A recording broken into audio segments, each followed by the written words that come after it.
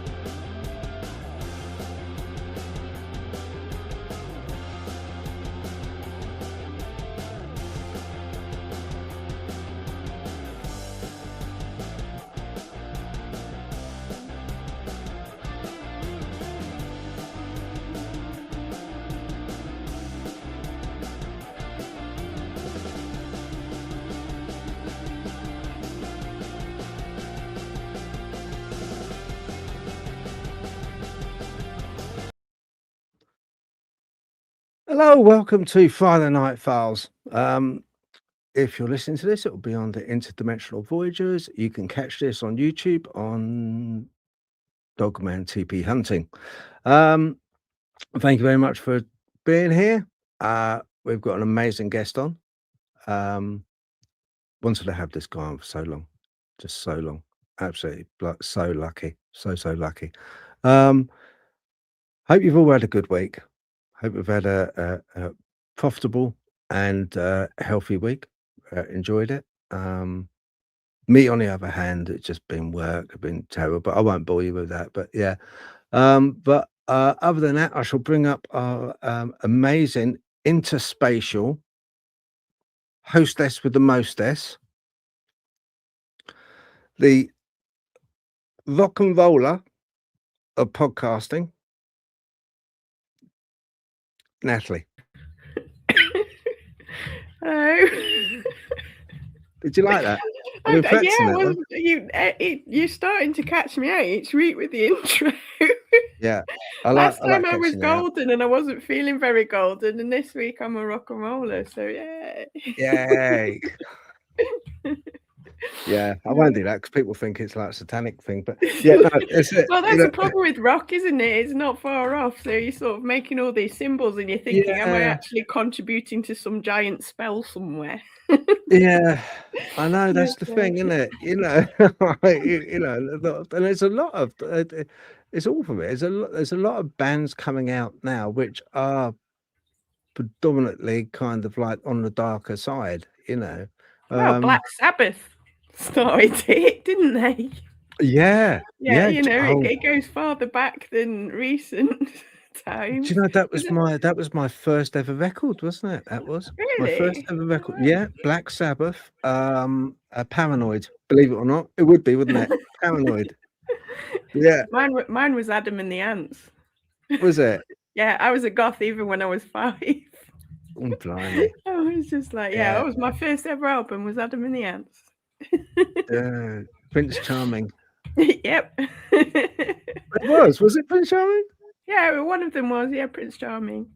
Right, yeah. I remember going into Woolworths.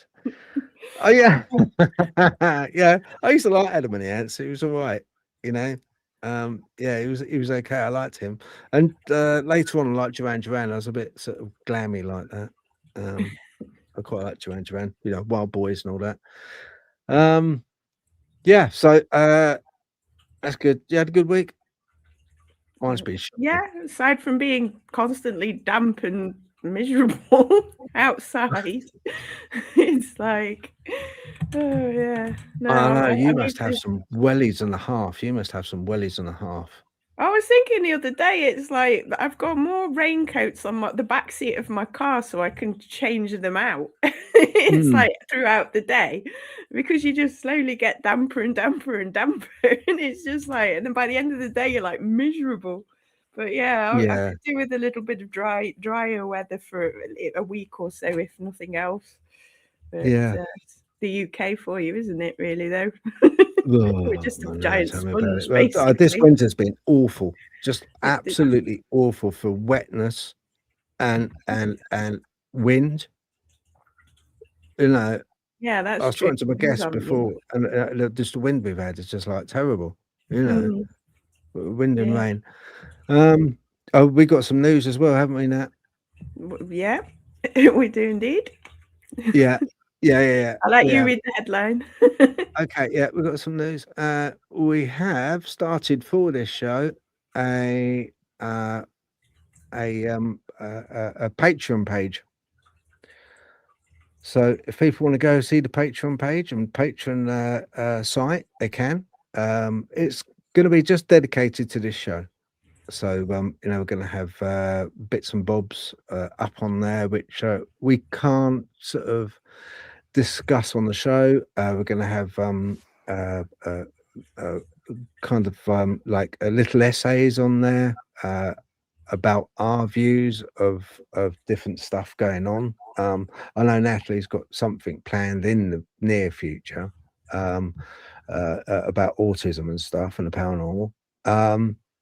I've got a few things as well that I'm going to be putting up on that, and also we'll have some exclusive videos and video footage and other bits and bobs as well. So yeah, we're quite pleased with that. I'm pleased we started that. You know. Right, okay. So that's the news over. I'm gonna should we bring up our guest? I think I we think we should ought to. look forward Yeah, to that's right. talking to him. We might as well Everyone's bring him on. on. Yeah, okay. All right, let's bring up our guest. We've got Mr. Mike Smith. Hello. Hello, I'm glad to be here. I was enjoying, you guys are great. I was enjoying listening to that. So, you know, Oh, we? Thank you. We Yeah, do waffle yeah, on, I have to admit, if we're we not do careful. waffle. oh, wow. Yeah, we do tend to. We're good at waffling, aren't we, Nat? Yeah, Yes, yes, I'm you gonna are. it's just. a skill. I know it's rude of me. I was going to alter that light because that light is kind of like it's just facing the wrong way, and I look like I'm constantly in dark shadow. I didn't think of it before. I think one of the dogs must have got up there. Okay, right, all right, and then I'll just turn it up. We haven't warned you that we're a very professional podcast, have we? Yeah. Hey, wanting things correct. Like I was worried about I hate overhead lights. So I've just got this lamp blaring in my face, but I can't sit here with the overhead lights on. So I understand. Yeah. Absolutely. Yeah. And see, I'd never used to get on with fluorescent lights. I used to just, you know, because I know a lot of like public buildings used to have fluorescent lights, didn't they? And I just couldn't. They used to give me a headache. Awful. But they vibrate, don't they? There's a vibration to the light. A very sort of.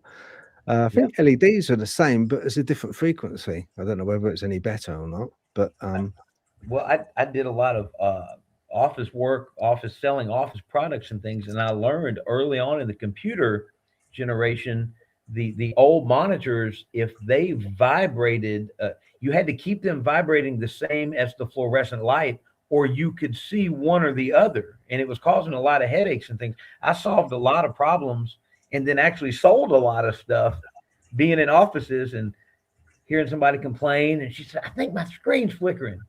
Let me fix that for you because you can change it. You can get in there and change it." yeah. And so I made some money off that little tidbit right there. But it's a real thing.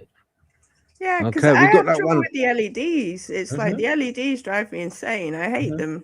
I mean, I've got the little lights on. I can just about tolerate the LEDs in the small light bulbs, but the overhead lights, that's why I don't have the overheads on, because I hate them.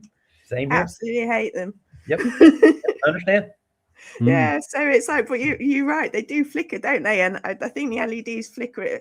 I'm okay with the fluorescent light in the kitchen now. The irony, it's like I'd rather be in the fluorescent lights than the LEDs now. Yeah. But I just find the light sort of, even when you get the warm tones, it's like they still hurt your eyes very, very quickly. I don't know how the office workers manage now with the there's a combination, isn't it now, really, of everything? Yes. Yeah, and the screens with the blue light. But I'll tell you what get me. So I'll tell you what my gripe is. Right, this is my. I want to do it anyway. I want to tell you this. And I like a bit. So some people think I'm only truly happy when I'm miserable. Okay. We're English. We're allowed to be miserable. But we are British. So, we like being a bit sort of like, oh, the queue's really long here, isn't it? We like being a bit like that. Right. But LEDs when you're in a car. Now, I'm in a bit of an old car, okay? I haven't got one of these kind of high up Hyundais or the Kias where they're quite high up and the headlights are quite high up, like SUV type. But when I come across those, because I've got basically my Citroen, okay, looks like it's got 2 candles for headlamps. All right.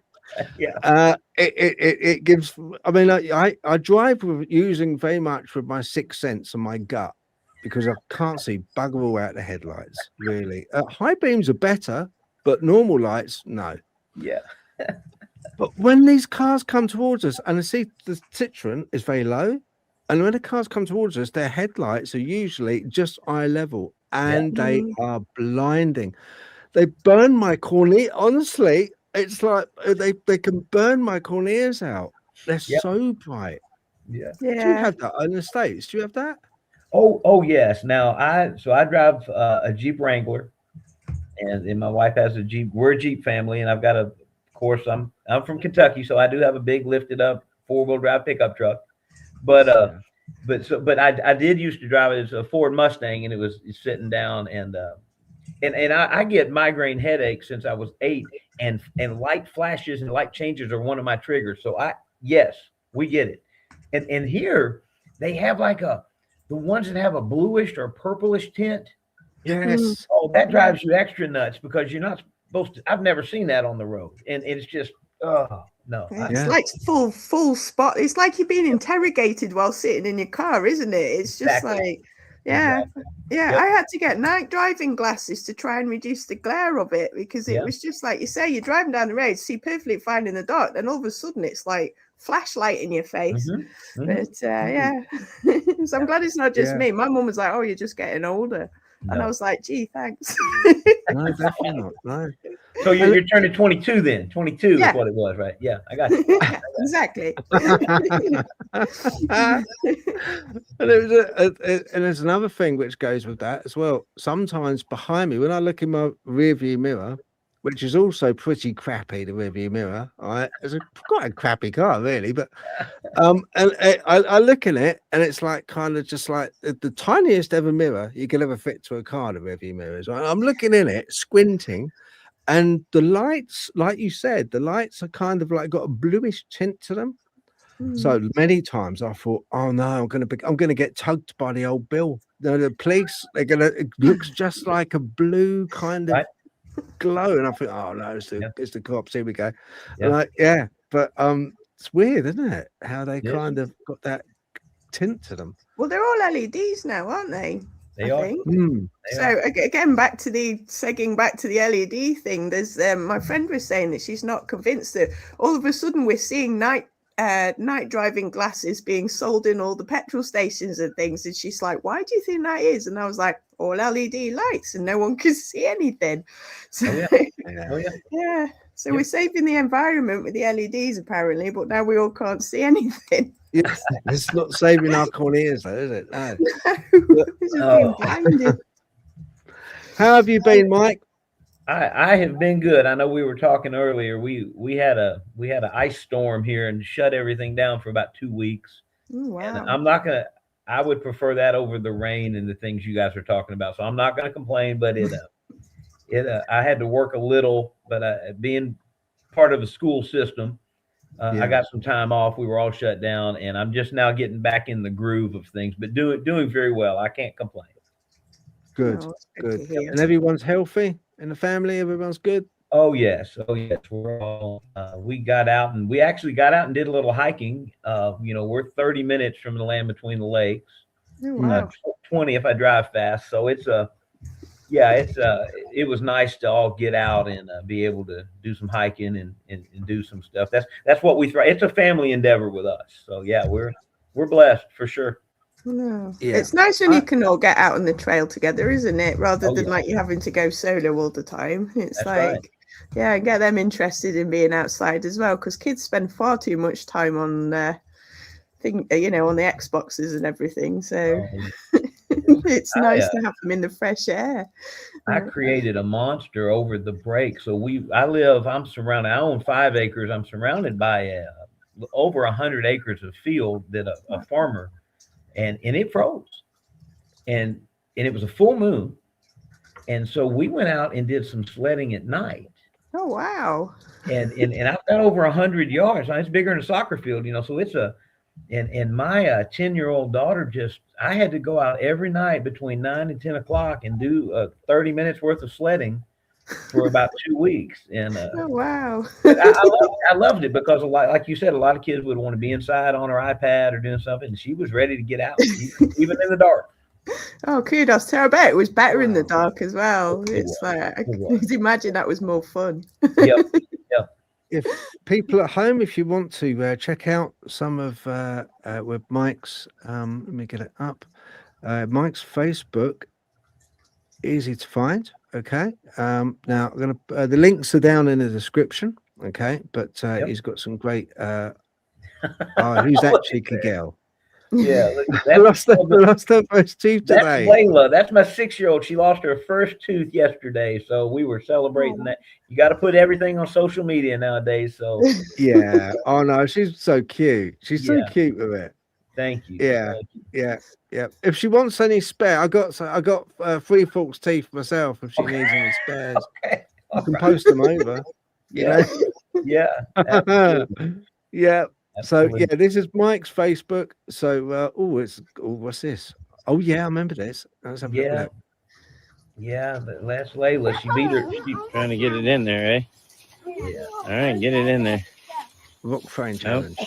Right. Oh, almost. That would be so cool. All right. Well. Yeah, Layla won it. She won. There's my wife. It did? No. All right. I'm gonna crash out. Oh, that was so close. Ready? Here we go. No. Oh, you gotta put some arch on it. Yeah. I'm gonna have to turn this video off and show you how to do this. And then there she goes. Yep. Yeah. Oh, close. Put some in there, eh? Yeah. We all ended up being able to do it, but yeah, that's we're pretty simple. That's what we do for fun. So. Yeah. And you're not at all competitive, Mike, are you? I'm going to video down. I'm going to show you how to. You guys will appreciate this maybe a lot more than some of my audience. I don't want to stereotype you, but I've coached soccer here in the state of Kentucky for 25 years. Out of the active 500 coaches that coach every year, I'm in the top 20 as far as wins. And a guy from Manchester, England, taught me about everything I know. So, wow. So I've applied that competitiveness to where I can actually, benefit others through it. But yes, I'm very competitive. Absolutely. Yeah. Wow. It's not a bad thing. Did he have quite a Manchester accent? Did you understand him? He did. And it was so funny. His name's Dean Short, good friend of mine. I think he missed the rain because he moved from Kentucky to Seattle. He's in Seattle now. So I think he Miss that I rainy was going to environment. say, Yeah. that's probably Yeah. the closest to damp climate that he's going to. That's it. Oh no, he was great. He taught me a lot. We got to be really good friends, and yeah, just a really great experience. So Oh, Yeah. cool. I sometimes have trouble because like they have their understanding because like their accent's so kind of and I'm a bit apples and pears, elephant and castle bit like that, a yep. bit Dick Van Dyke if you like, cool, blimey, Mary Poppins, so it's, if I have to put Google Translate on a lot of times, when I mean. Gotcha. It wasn't that bad. It wasn't that bad. It was more. I told him it was James Bond-esque. That made him feel good. He sounded like Sean Connery. Yeah, the Sean Connery, James Bond. That's what I told him he sounded like. So. And he believed you. And it was his favorite. He actually even drove the little BMW and everything. He thought that was. I didn't know that, but yeah. Oh wow! Oh wow! I bet he was pleased with that. Where were we? Why have we got you on, Mike? Oh, I know. Yes, Bigfoot. Yeah. Right now, okay. Because you had a very personal encounter with Bigfoot, didn't you? Yes, absolutely. Right. Can you sort of just remind people, because I'm sure a lot of people have heard this, but can you remind people what actually happened, on that event and how it made you feel? Yeah, well, and we basically, and this is on there. I always give credit to a guy named Charlie Raymond, who answered a phone call, called me back at 11 o'clock at night after this, because I don't want to use the word trauma, but it changes things. It just all of a sudden, so many emotions. Am I going to be safe in the woods? Is my family going to be safe in the woods? Do they mean to harm you? And I don't think now they do. The Bigfoot anyway.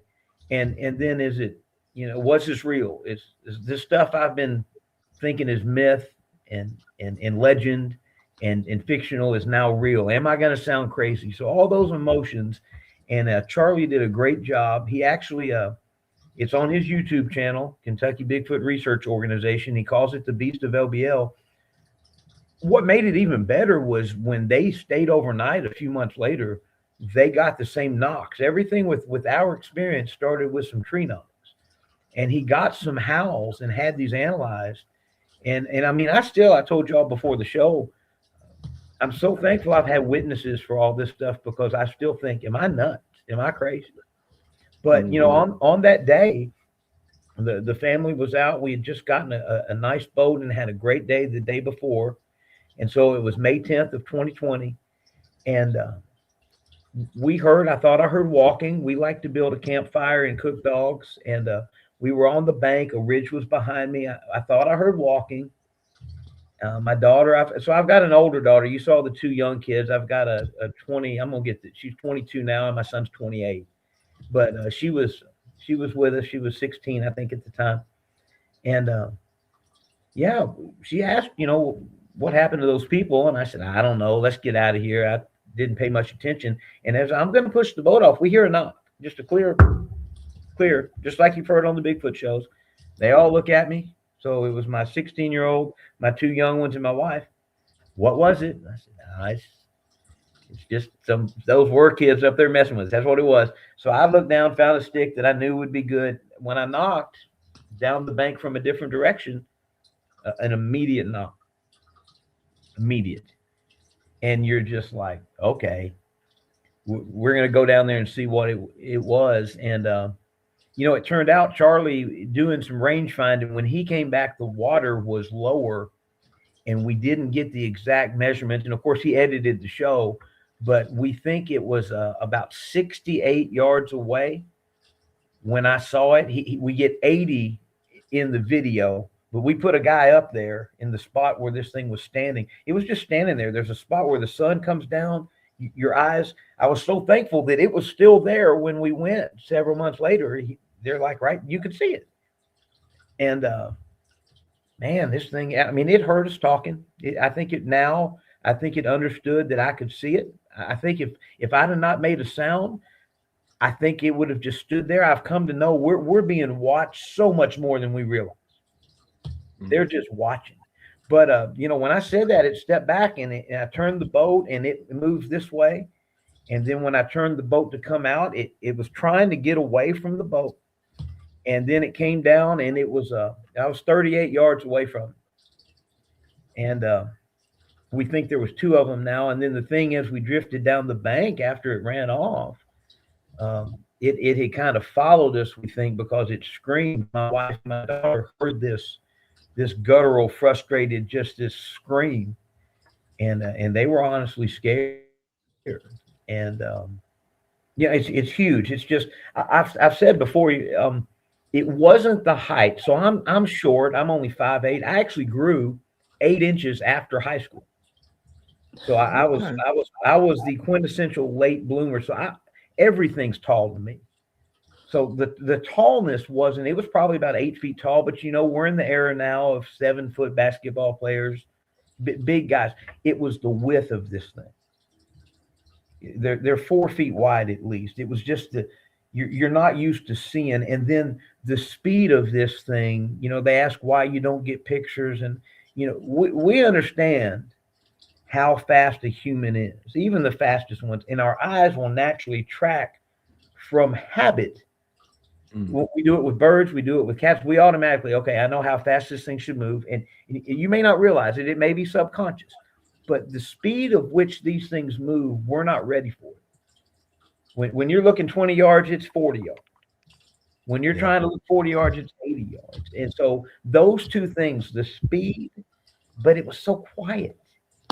And it just glowed. Is that the word? It glowed through the, you know, and it was just so massive. And yeah, and then we've had several more experiences. You know, again, I don't think if Charlie Raymond had not taken me in the woods and with him and showed me some stuff, and you know, we talked. I'm a Christian. I could do a whole nother show on the things that God has done for me through nature, through being out in the wilderness. I mean, I will start crying that the God of creation has reached down in my life personally and didn't need to. I don't know why I deserve it. But so that's amen, brother. Amen. Yeah. That's how connected I am. I was not going to be out of the woods, but I was also not going to be putting my family in danger. And so that was my quest. And now my only motivation with this is to share this with people. It's real. You need to prepare. You need to know what's out there. You need to know the safe places, the not safe places. And you need to know that some of it's bad. Some of it's bad. And so that's my only thing. We were actually looking in that video. I've got a theory about areas in Land Between the Lakes where they may pass through to the different sides in the two different lakes. And I'm checking where there's culverts that are they big enough for a person to walk through, or would you have to crawl through? So that's why we were actually going to that culvert where the water was coming out. We were just going to see if, because some of these in Land Between Lakes, I've been to almost all of them now. There's only a few that are big enough to actually walk through. Most of them are the crawl through stuff. So we're all committed. I don't know if that answers the question, Phil, but that's, you know, that was the first time. That was the first time for me. Thankfully, I've turned it into a blessing. It's turned into a blessing, and it allowed. And I love the connection. It allows me to meet people like you guys and just share the story and get it out there. No, amen to that, brother. Thank you. I just wanted to ask you. You know, it saw you, did it? You could see that it was watching you. Yes. Okay. And I think now there were two of them. And I really think this single knock, it was a warning. And I think there was one here. I think they must have smelled the smoke and smelled the food. It was near a campground. So I think they're perfectly capable of hunting their own food and thriving. But, you know, the low-hanging fruit and easy meal, I'm not going to say they're not against being around a campground and getting some free stuff. But so I think the one on the ridge realized, wait, there are people down there. I don't think they want to be seen.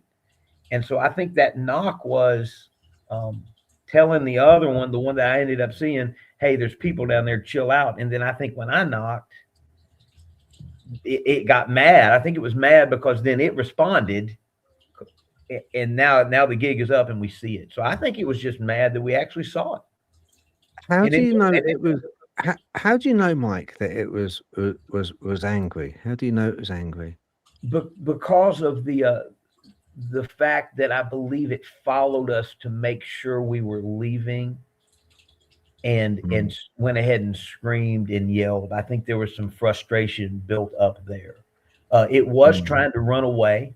The other one, and my 16-year-old daughter, she's in the video on YouTube as well. She was able to see it shaking trees, and I thought at the time it might have been pulling itself up, but now I've realized the other one was shaking a tree trying to distract. There's always two. Now I've got now 5 years under my belt in this particular area. I'm not claiming I'm nowhere near an expert. You know, there's guys. Barton Nunley's one that's just like a legend and is one of the original pioneers to me. Martin Groves that we talked about that's going to be in the documentary.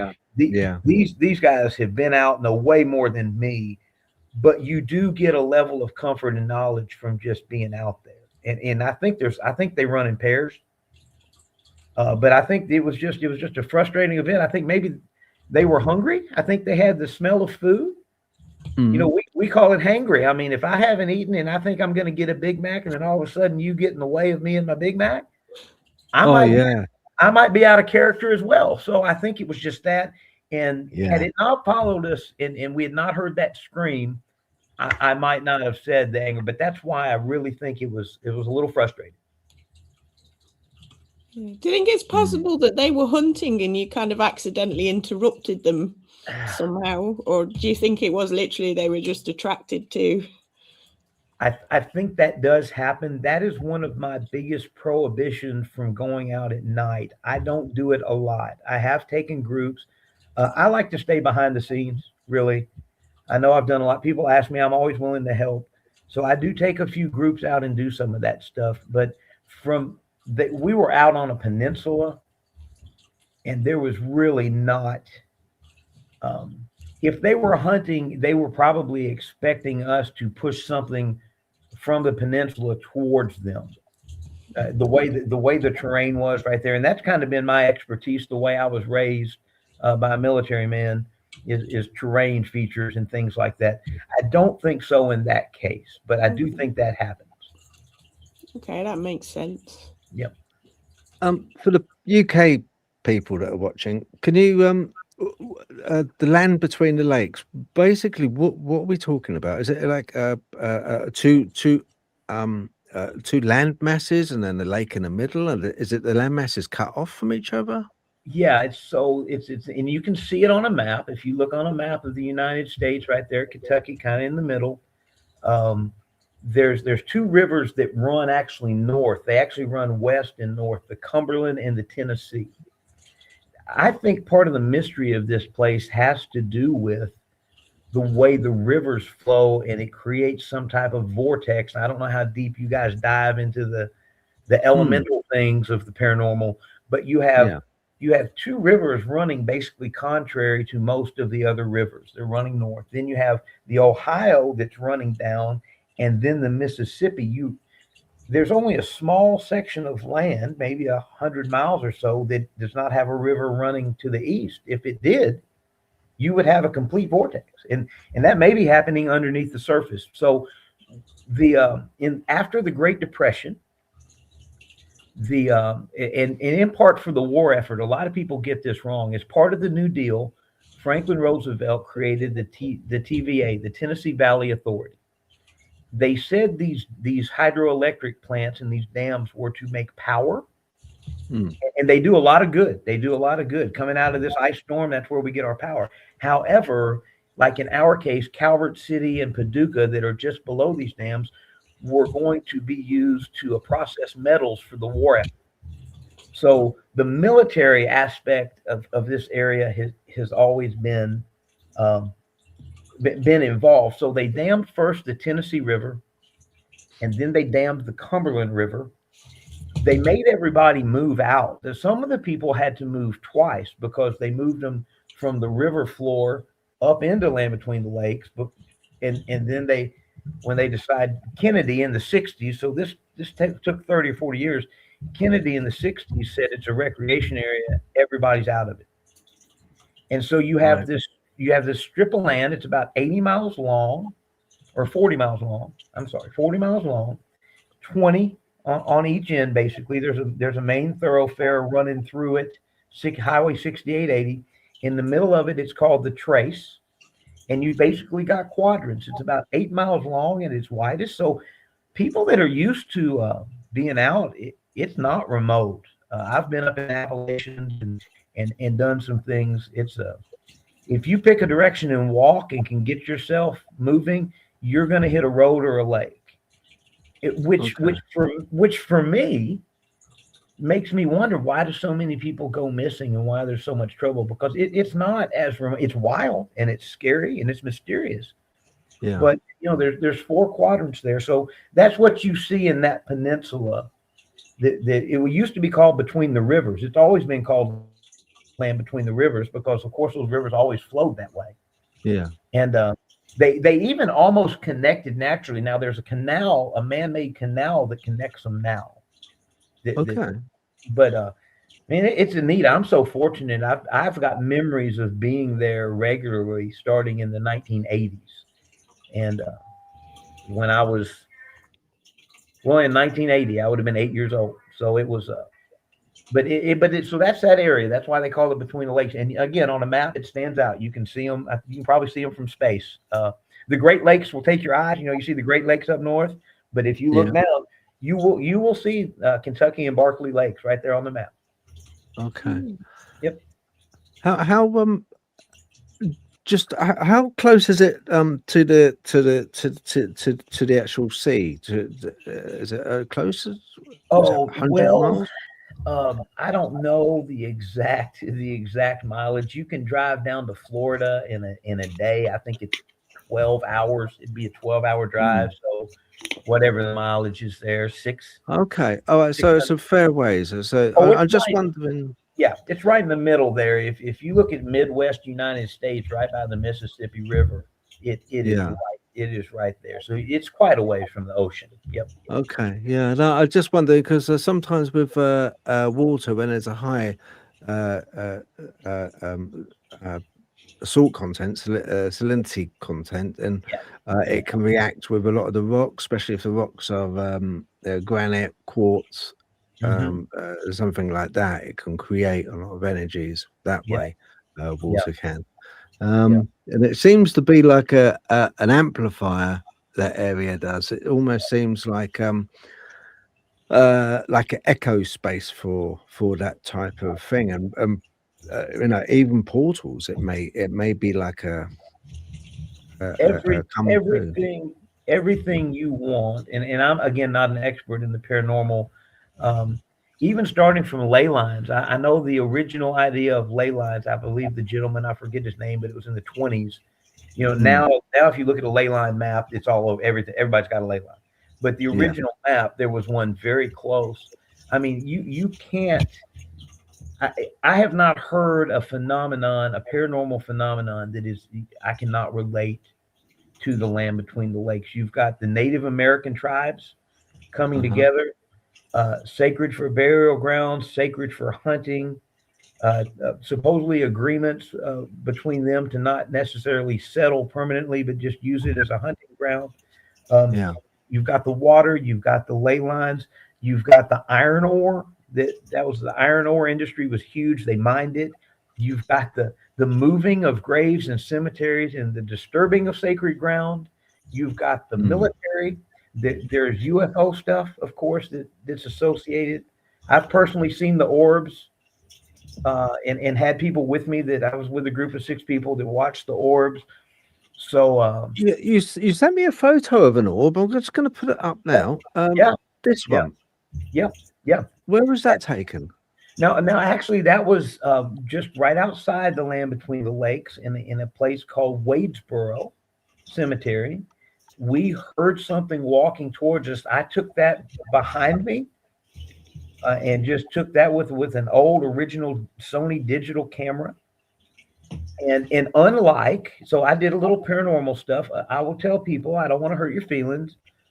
Most of your orbs can be debunked. They're water vapor, bugs, dust, things of that nature. And this is the only picture that I have ever taken that I would put out to people as a real, actual spiritual orb. And if you zoom in on it, you can see it glowing. So I took that picture. We didn't see that. We heard whatever was associated with that making physical noise. And then when I looked at the pictures later, there's a Masonic symbol on this tombstone. I forget the gentleman's name on that tombstone, but that's why we were there. And okay. You broke up. Can you say that again, Mike? You broke up just then. I said I believe there's a Masonic, a Freemason symbol on this tombstone. There was one in that cemetery. So that cemetery, the town of Wadesboro, was the land was purchased. I believe the guy's name was John Wade, from Native Americans, and this is probably 7 miles from Land Between the Lakes. And it was purchased as part of an agreement to put a land office. And so before St. Louis, you've heard of the Great Western Expansion and the Oregon Trail and all the American history things. Yeah. Before that, all the land grants to go out west prior to St. Louis occurred in this small little town of Wadesboro. A lot of people don't know that. And so my dad happened to have a farm in that area, and we knew there was some weird stuff. So that's why it was Halloween night. I had a group of about 4 people with me that we just decided to go out and do some ghost hunting. So it's quite a big orb as well, isn't it? When you actually compare it with the gravestone, brain's gone. You'd say it was probably about that wide, wouldn't you? About a foot almost. Yeah, it was sizable. Yes, ma'am. Yeah, it did look big. Yeah. And so we've seen similar. I'd say I didn't see that one, but if I have to give an example of what I have seen in LBL, very similar to that. The ones in Land Between the Lakes, they glow more because I think they're farther away. Okay. Or I don't know, you get into cloaking and how much of these things do they want to reveal to you? There's so many rabbit holes, man. And I thought it was neat, Phil. You put the reluctant guardian of the Land Between the Lakes. That is so accurate because I really just want to be fishing. I really just want to be fishing. And it's like this stuff has found me, and I feel like I've got a duty now to share it. But yeah. Yeah, I have to admit, sometimes I sort of regret seeing things in the woods because I would like to just go for a walk. Exactly. Yeah. And then I'm like, am I looking into the trees too much? Do I need to keep moving? Do I keep my head down now? And it does. Right. It does complicate things quite significantly. But you say you've seen orbs in real life then, not because this one was caught on camera. You've actually seen them with your eyes. Are they all the similar color? Have you seen them different colors? So the ones that I think are associated with spirit energy, and I did not share this. There's a on my Facebook. I've got them in my house, and I've got them coming over my head and going into the wall. I've got one that appears to come out of my neck, goes into my shoulder. And what's neat about it is the camera is stationary. There's no fans. There's nothing moving. And I've got 2 different videos that are showing this. So I believe that was connected to human, spiritual, soulful energy. And I think maybe the colors maybe determine that a little bit because yes, those are always that bluish color. The ones in LBL, you start getting red, white, more maybe UFO, interdimensional kind of stuff. I've seen a purple. I'm only asking because I've caught a photo of a red orb before now in a very, very old church, but I've actually seen with my eyes a purple orb about this big. And it's so, but like you say, when you see the photos, they're usually the bluish or the whitish. Yep. So yeah, I was just curious. Yeah. Interesting. Yeah. But I associate orbs with like spirit very often as well, because I think I've said before on a previous podcast that a sphere it's one of the most energy efficient shapes. So I think the reason why we tend not to see ghosts in human shape, you know, as a full body apparition is because the orbs are easier just for the energy to move around. Yeah. Like you say, or it's how it manifests to our eyes. I'm not 100% sure, but yeah, I do think there's something to it. I agree. Yeah, no, that's interesting. Thank you. Yep. Yeah. Mike, in your opinion, is the appearance of orbs anything to do with energies which could be manifested into a Bigfoot? Yes. And again, so I was with Charlie Raymond and took a group out. This was the first expedition I went on after my sighting, and he had it in Land Between the Lakes, and I was the guest of honor because I just had the fresh sighting, less than a year removed.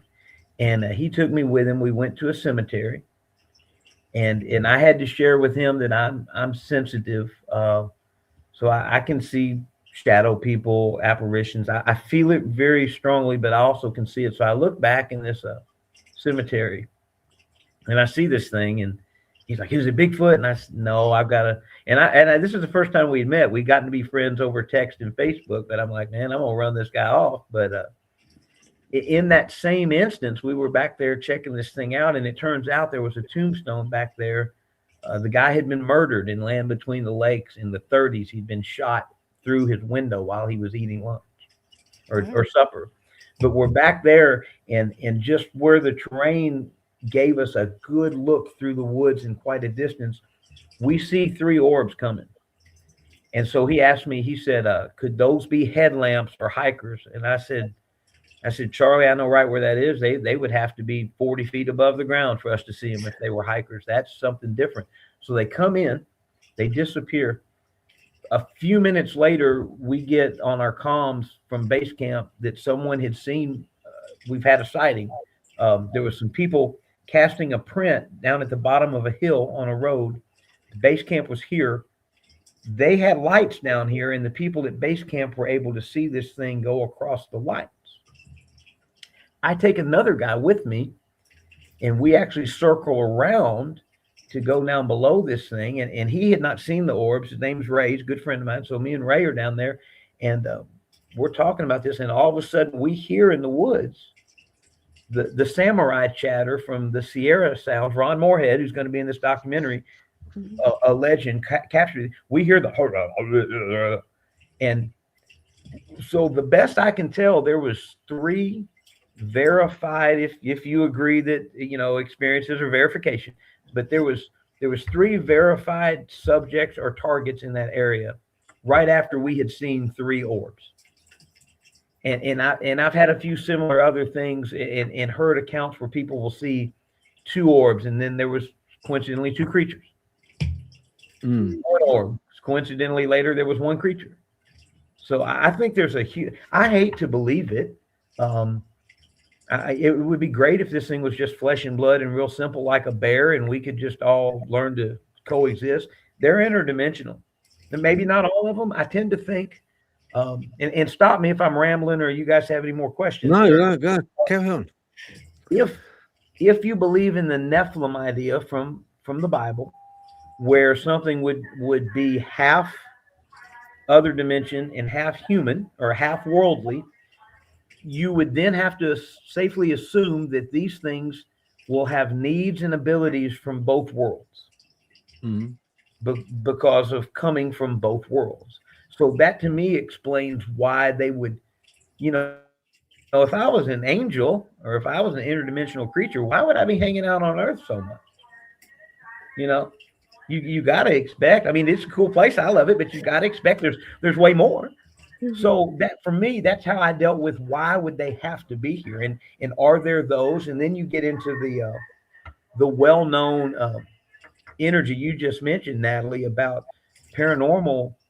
It's like they can gather their energy and they got to be efficient with it because they'll show themselves. They'll have a 5-minute burst and then they're gone.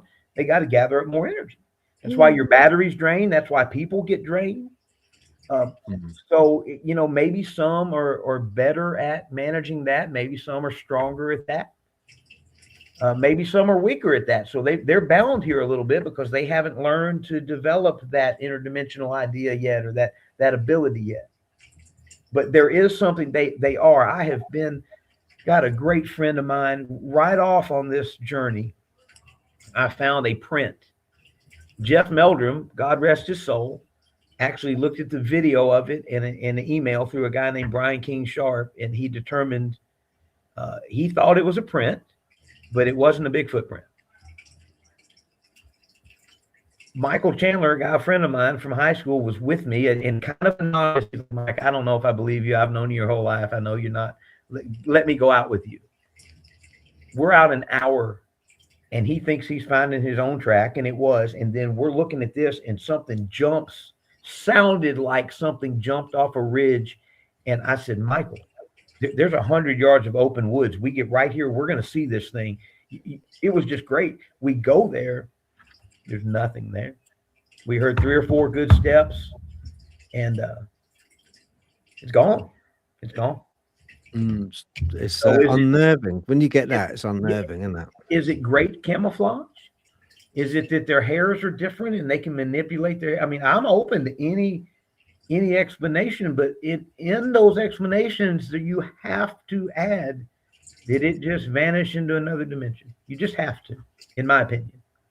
That's the difficulty with the Bigfoot phenomenon, isn't it? It's like something that seems so real and so physical, and then suddenly isn't.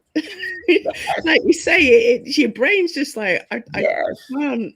You can understand the concept of ghosts because they're not physical. You can understand the concept of bodies because they're physical. But to have something that's, can just go from one to the other and back again, and it seems to be the only logical explanation that actually makes sense, but we can't explain it at the same time. It doesn't make sense. That's right. It is something. Yeah, it is something that I've been pondering on a lot just lately, and I can only agree. I mean, the one I saw in the woods, I don't even know what it was, but it was a good 10-foot tall. It went across the path, and I literally sort of like stood there watching it, hoping it didn't turn and see me. Didn't make a sound, didn't leave a footprint. It went through the woods where it could not have physically walked. But I saw it, and it was real. And it's like you say, because I went back a few days, once I stopped being scared, and I couldn't, I was like, there's no way it could have walked through this bit. And that is exactly where I saw it, because I watched it for several seconds, so I know exactly where it was. And like you say, the only explanation I could come up with was that it was walking through the world, but not of the world, if that makes sense. I'm going to steal that quote. That was a great way to phrase that. Absolutely. I can't think of it any other way, to be honest. It doesn't make sense otherwise. It just does not. And then you start, and I'm of this opinion, and I don't want any of my friends or fellow researchers to take this the wrong way. We see most of them, with the exception of some mistakes or some things we may not know about. In my opinion, we see most of them and interact with most of them at their leisure. They are in control. They are in control. They know when we get out of our cars, and I do it too. I chase through the woods, and we have started a group. It's called Pathfinders.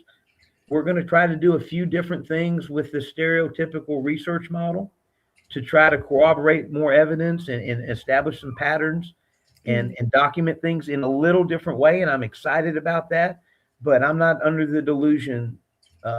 They're in control every way, physically, spiritually, emotionally, mentally. I think they're on that level. I really do. And I always have my success in it. And I consider it a privilege that I've got an area where I can just build a fire, sit down, and a lot of times one will come in, usually within 100 yards, and just, every couple times a year, just let me know it's there. I've never had one wave. I've waved at you. I have, but they're there, and it's nice. But nobody's ever going to get one hearing a sound at night and chasing it down, unless they have decided this is the moment I'm going to be the one that submits myself. Again, in my opinion.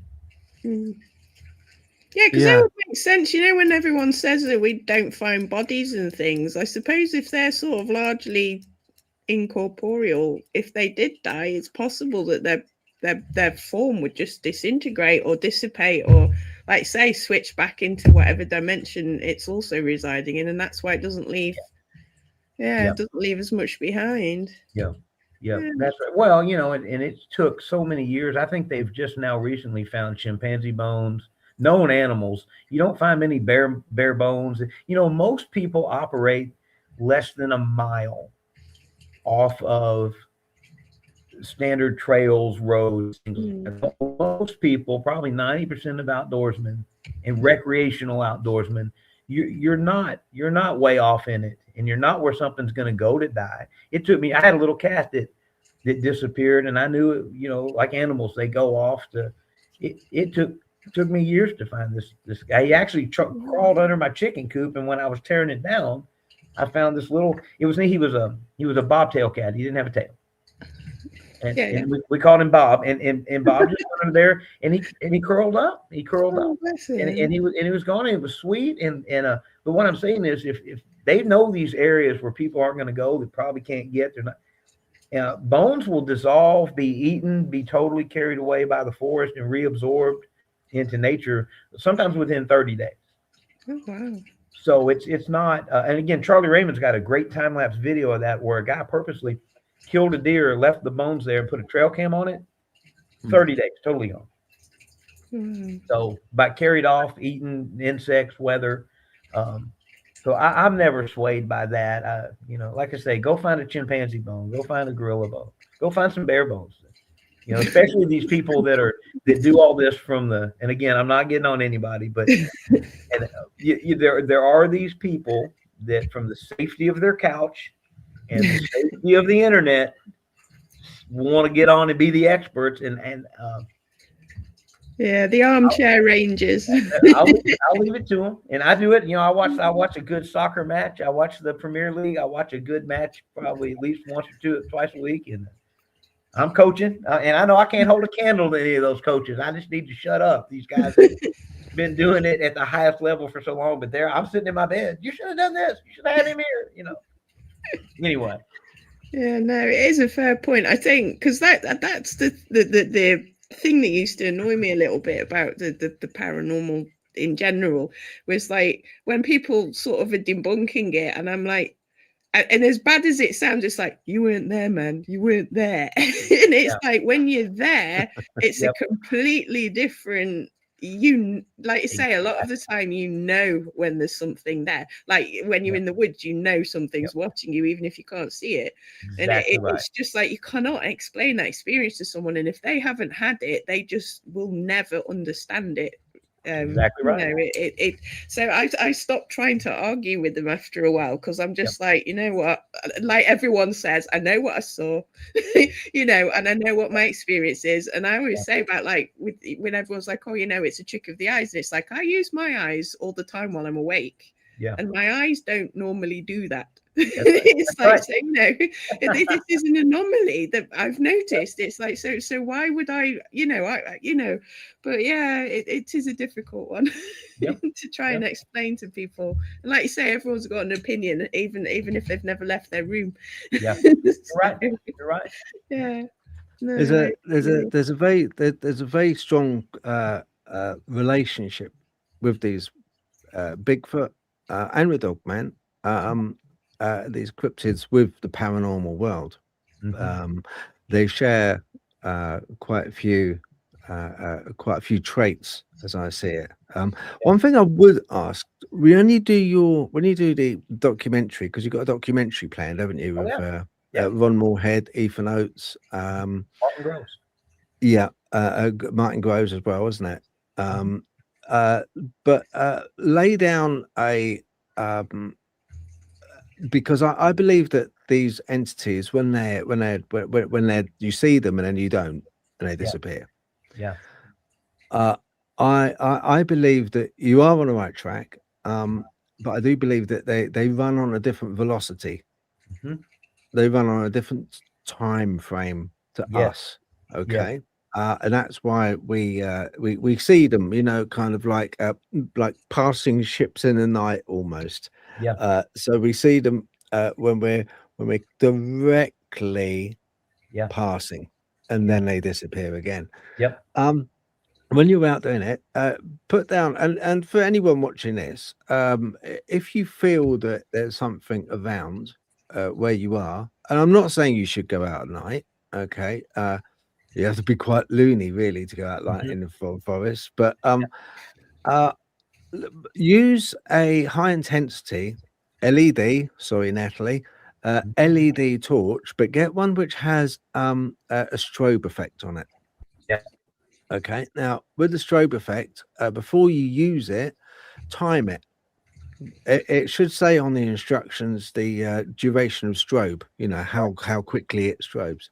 Yeah. But get that first of all, and then lay that down. So get 2 or 3 of them, but lay them down, all the same make, so they're all the same.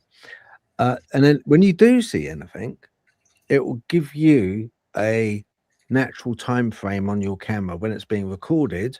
If you see anything and it's passing, that then will give you a velocity, how quickly it actually is going, because you've got the strobe, Yes. which is firing off at a set predetermined.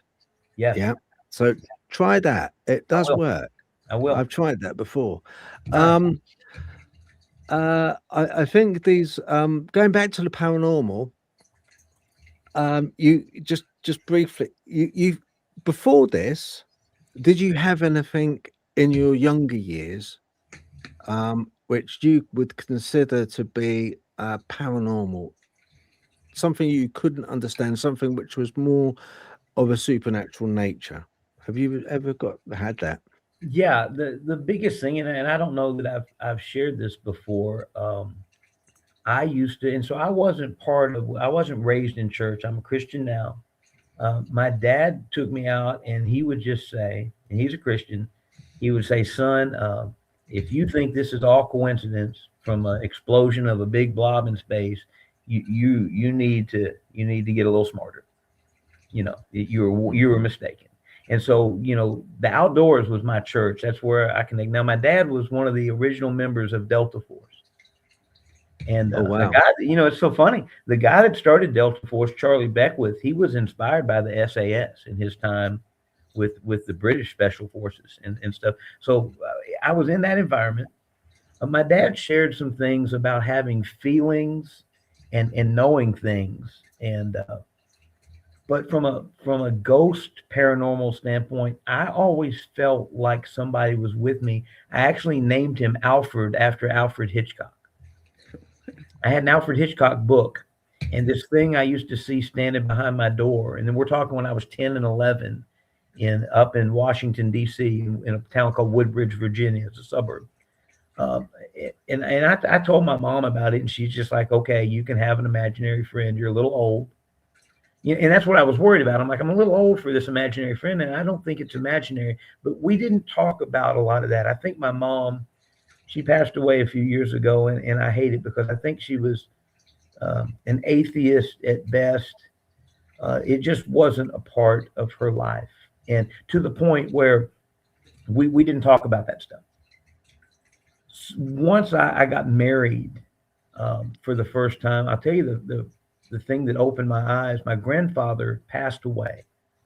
I had talked to him the night before and told him that he was going to be a great grandfather. I'll cry again. So I had where I worked, I had I'm going to call her a secretary. She wasn't, but she always answered the phone in our office. I did this treatment in a factory for people with repetitive motion. It's like physical therapy, to make it simple. And I was trained to do that. And the phone rang, and I looked at her. I said, Tina, I'll get that. And she's like, what? And I looked at her. I said, my grandfather died. And he did.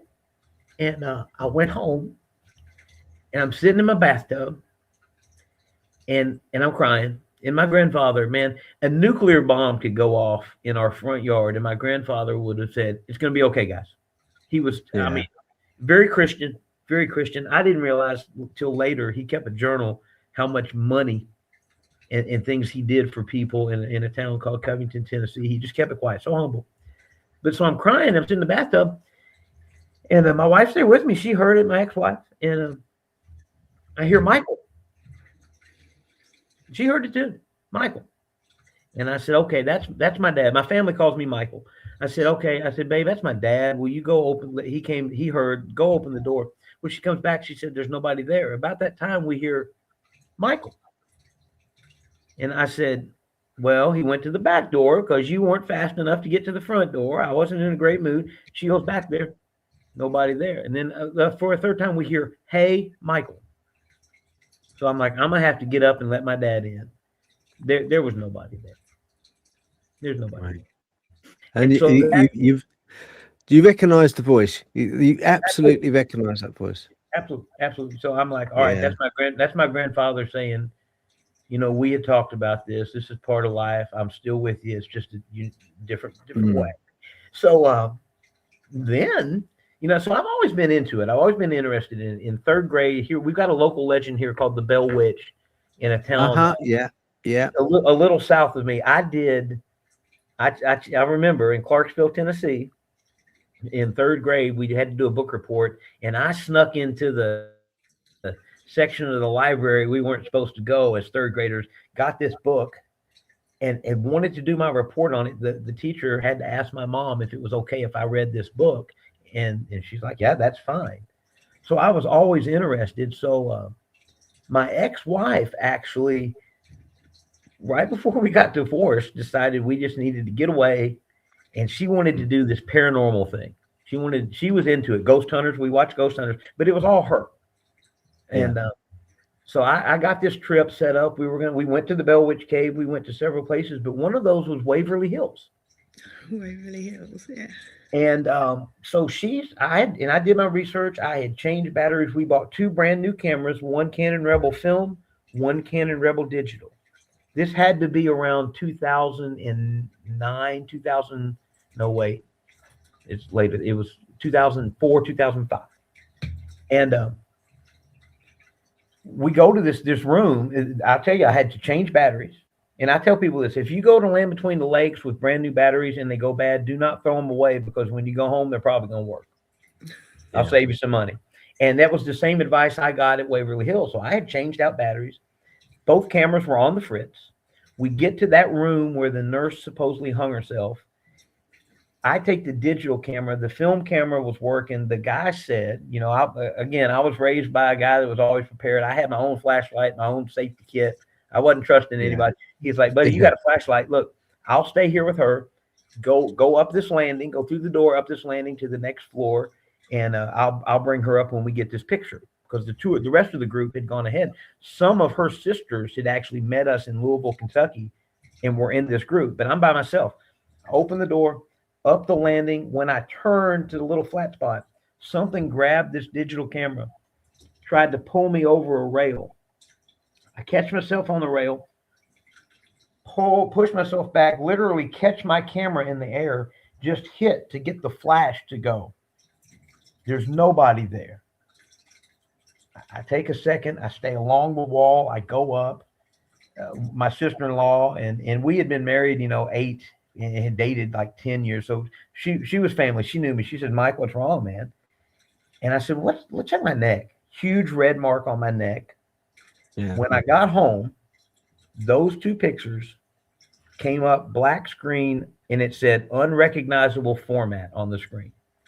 They're to this day the only 2 digital pictures I've ever had that didn't develop. And I don't know how common that is. I'm not in that world, but that jumps me. I'm like, all right.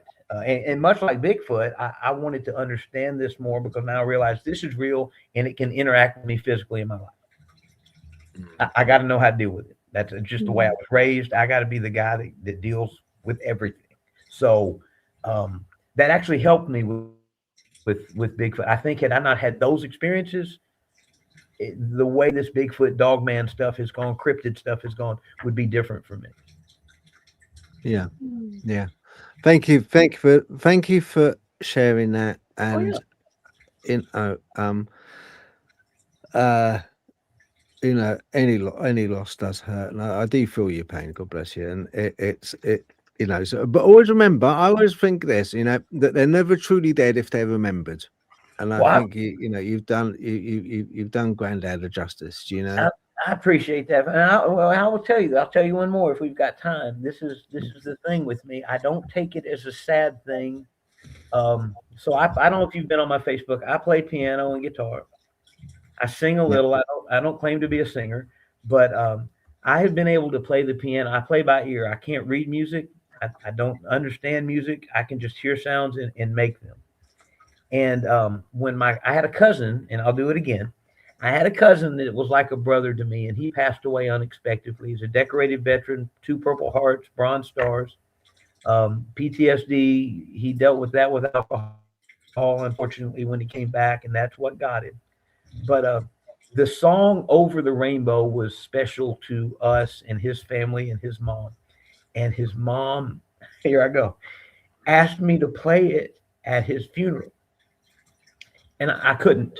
I couldn't do it. And it's the only time I've really asked God. I believe when we're true servants of Jesus and God, we get in that servant role. And I actually feel bad a lot of times for asking for stuff personally.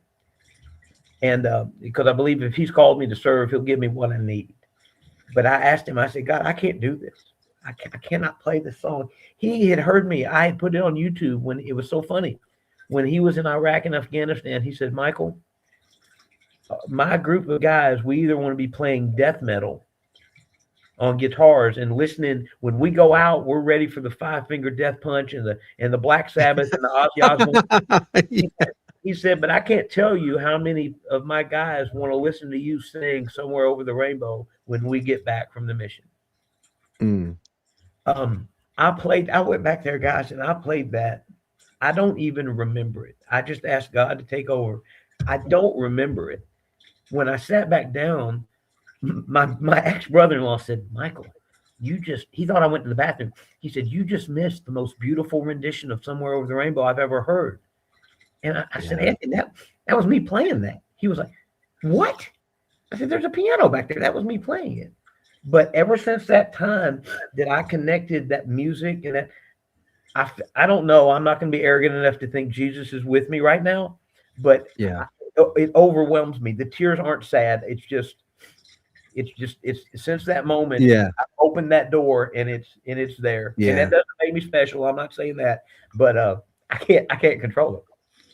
Yeah. No, I get that. I get that. And, you know, it's in a way, you know what? It's a happy thing. Yeah. I know Yes. it seems weird, but it is Yeah. I find it's a happy thing because you know, we when someone's life is cut short prematurely, yes, you know, I get it. It's not, you know, it doesn't seem right, and it's not, you know, a happy thing. But Yeah. I always think, look, we don't ever remember being born. Right. When we have that spark of light, which God gives the sperm and the embryo, and then and that's the Holy Spirit coming Yep. in and growing that child. We don't remember being born, and we certainly don't remember leaving this place. Right. And I think you know, I don't ever ask anything really of God. You know, because he's given me anyway, enough grace to know that you know, when I go, I'll be in his arms when I go. Absolutely. So, Absolutely. you know, that's enough really for Yep. me. But, you know, for other people, I sometimes, you know, I do sometimes, like, I pray. Yeah, I pray for other people, you know, sort of like, but no, you know, I appreciate that. And it's a nicer thing. It's a lovely thing. Yeah. And I tell you what is nice as well, Mike, is the emotion. And that brings me on to another thing. Do you think that these entities make themselves known to you because like a lot of people, including myself, believe it or not, beyond this rough exterior lies quite a heart of mush, really. You know, I've got a soft old heart. Yeah. I am quite emotional. Yeah. And I think that's part of the reason why I think it's selective. The paranormal and these cryptids and entities, they're selective who they show themselves to. Do Yes. you think that's that I'm barking up the right tree or wrong? You are, and I don't. It's a risk of I don't want to act like I'm special. You know, my dad said to me when I went to him with this, and he's a late life. He's 70 years old. He's had a stroke in the last few years, and he's a late life paranormal believer. Even though he's connected, he knew it. He didn't want to process it. But he said, Michael, if this thing is as fast as you said it is, and it wanted you, it would have gotten you. And if it's here now, it's been there forever. And it's strangely enough, he's like, I see him now in my life, and I've been in the woods since I can remember. Maybe I wasn't emotionally, mentally, and spiritually where I needed to be for them to reveal themselves to me. I think the first sighting was one of those accidental things, and I think those do happen.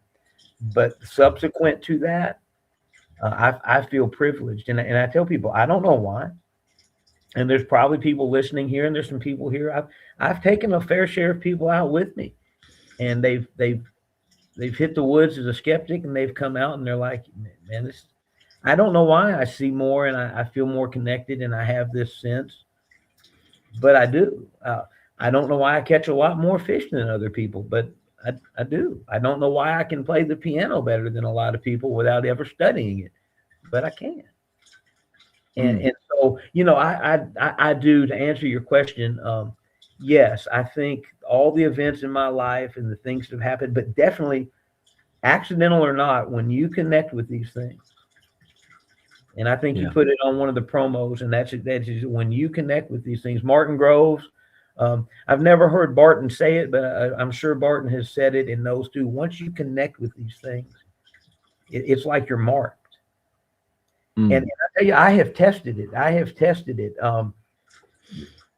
I go to other states, and I've said this before on some shows. I'll test it. I'll get this feeling all of a sudden. My wife will catch me. We'll be driving up to New York, where her family's from. We'll be in Pennsylvania, just on a road, and she'll say, "Do you think there's a Bigfoot on that hill? You got that look?" And I'll look it up on the Bigfoot researchers, the Map Moneymaker site with the logs all the sightings. And it won't just be in that county. It'll be on that road that we just went over. I tested it here in Kentucky. A guy named Don Neal, great guy, behind the scenes guy. People here in Kentucky, if you know Charlie, you know Don, awesome guy. And we came to a spot, and I told Kara, I said, my wife, Kara, I said, I think there might be something right there now. I'm calling Don. So I got him on Messenger, and he got me right back. He said, Mike, we just had recent sightings not a mile from where you are, probably within sight of where you just crossed. And I don't know why. It's not me. It's not. But I have learned to understand the feelings that I get when that happens. And that's coming from that end, and I approach it that way. There's sometimes, again, my Pathfinders group, my guys that are on here, there's sometimes I feel bad for us being out there with all the equipment, because I know they know we're fixing to chase them. And I kind of feel like sometimes they might be disappointed in me because they know I know better. Yeah. I mean, really, I do feel that connection, if that answers the question. No, it does perfectly. And I perfectly understand. Absolutely perfectly understand and relate to that. I do. Yeah. What do you think, Nat? Do you think that people are more predisposed if they're if they have stuff going on around them, or cryptid sightings? You think they're more sort of predisposed to it because they're maybe tagged or somehow emotionally connected with these things? I don't know which way around it is, but you definitely get tagged. Because I mean, I like I say, I started with the entities and have ended up with the more sort of like whatever it is that's in the woods around me anyway. I don't like to call it Bigfoot because we're in England, and but it's like but you do get marked. But whether there's some quality to you to start off with, it just has to wait until you're ready, and then you open up, and then you become marked, or whether you're already marked, but you just have to be ready to accept it. And so it's sort of like always there. I'm not 100% sure. Because like I say, when you do ask people throughout their history, even if they weren't interested in the paranormal to start off with, they've always got something when they were younger. So it's sort of like, but I think a lot of it's like I think it's just when you reach a certain point and you're ready to accept whatever it is, I think it, like you say, it starts to show itself. And then if you show that you've seen it and you work to understand it, I think it shows itself to you more. Because I mean, I found out with this thing in the woods. I mean, I've always been terrified of Bigfoot since I was little. Wow. I saw a documentary, like a bit of a documentary, and I was like 5. My parents were watching it, frightened the life out of me. And it was only about 2020 I started listening to all the paranormal podcasts, and most of them were American, and they just started talking about Bigfoot, and I slowly got kind of used to the idea. And then about a year or 2 later, that's when I saw whatever I did in the woods. And then that again terrified me. Didn't go in the woods for another year or 2. And then went back into the woods because thinking, it's literally like 15 minutes walk away from me. This is stupid. I'm going into the woods. Then I started seeing structures. And I'd literally the day before watched the Bigfoot documentary where it mentioned structures. I knew nothing about it until that point. And I was like, the coincidence of this is just, you just, like you say, you can't put it down as a coincidence. It's just too much together at once. Absolutely. And so then I've had a slow burn for the last couple of years since that, and then in the last I'd say 6 months or so, I seem to be getting a lot more. They're showing themselves a little bit more to me. Like I say, I don't know what they are. I don't like to call them Bigfoot because I've not actually seen anything, but I have seen things go behind trees. Right. But I see like an outline now, so not an actual figure. So I don't know if that's what they are or whether like wood spirits or something. But I've had the structures and the anomalies on the photos, and so it's sort of I'm thinking, well, maybe I'm just not ready to actually see anything. But it's like, but I do think some of us have like pathways in our brain or something that just need to be ready, and it's not like we get marked. We already are able to, but it's just perhaps a readiness, and then that does open us up and they recognize it. Maybe I'm not sure, because I find this a lot actually. If you talk to I don't know if you found this, if you talk to a non-paranormal person about paranormal stuff, straight over the head, and it's like they can't remember the conversation. It's like you never had that conversation, or they literally can't see you in front of them. And then the paranormal people were like, oh yeah, blah blah blah blah blah blah, and it's like you were seen as a person, but I can walk through a room and not be seen. And it's like, but certain people will say, how could somebody not see you? And I think that's the same kind of phenomenon with these kinds of things. It's like, I think if you're not resonating on a similar sort of frequency to them or able to tune into it somehow, that you literally can't see them. And I think that's why skeptics don't see paranormal phenomenon. That's right. It's like they literally they can't, because whatever it is shut, and until that opens up. Are you guys familiar with remote viewing? I'm aware of it. I've never tried it though. Okay. Well, so here's the thing. So I'm no expert in it goes, but again, if my dad verified to me in the 80s that the CIA had developed this program, and you can Google that now. It is a real thing, and it's a skill. And I do think there's some paranormal, supernatural stuff, but at its heart, it's one of those abilities that we have. And I've got 2 degrees in communication, interpersonal communication. So I want to qualify this. I'm not just pulling this out at anywhere. I have taught this before. We are capable of so much more, and we shut it down because we're all being conditioned by these and by society and by the puppet masters and all that stuff. But remote viewing is a skill almost anybody can do, because every thought has an emotion behind it, and emotions are transcendent. You guys have all walked into a room and known if it was a good room or a bad room without hearing anything that went on previously. I use as a sports guy. Home field advantage is a documented thing. But why? Field's the same, ball's the same, game's the same, ref's the same. Nothing's changed except for that collective negativity, or at least that connective will for you to lose and the home team to win. But it is out there and you can feel it. Yeah, that's a fair Relate to point. it. I used to teach a speech and communication class, and I would teach these kids to remote view things. It's basically, we won't try it now, but I don't mind sometime. I've done this a lot. Like if I'm looking, if one of you guys was looking at a picture on your phone, and shared that with each other, I don't know how it would work over the internet, but I can. A lot of times, I'm really good getting the shapes and the colors and the general aspects of it, and it's not supernatural. It's a physical thing. It's a physical thing that we can all learn some better than others. There's so much. That's a long way of saying there's so much of that out there, and these skeptics, when you close that door, don't come at me like that, because you can't. You physically cannot. You're putting yourself in a position where you're not going to, and maybe that keeps you. I think a lot of them know at their heart.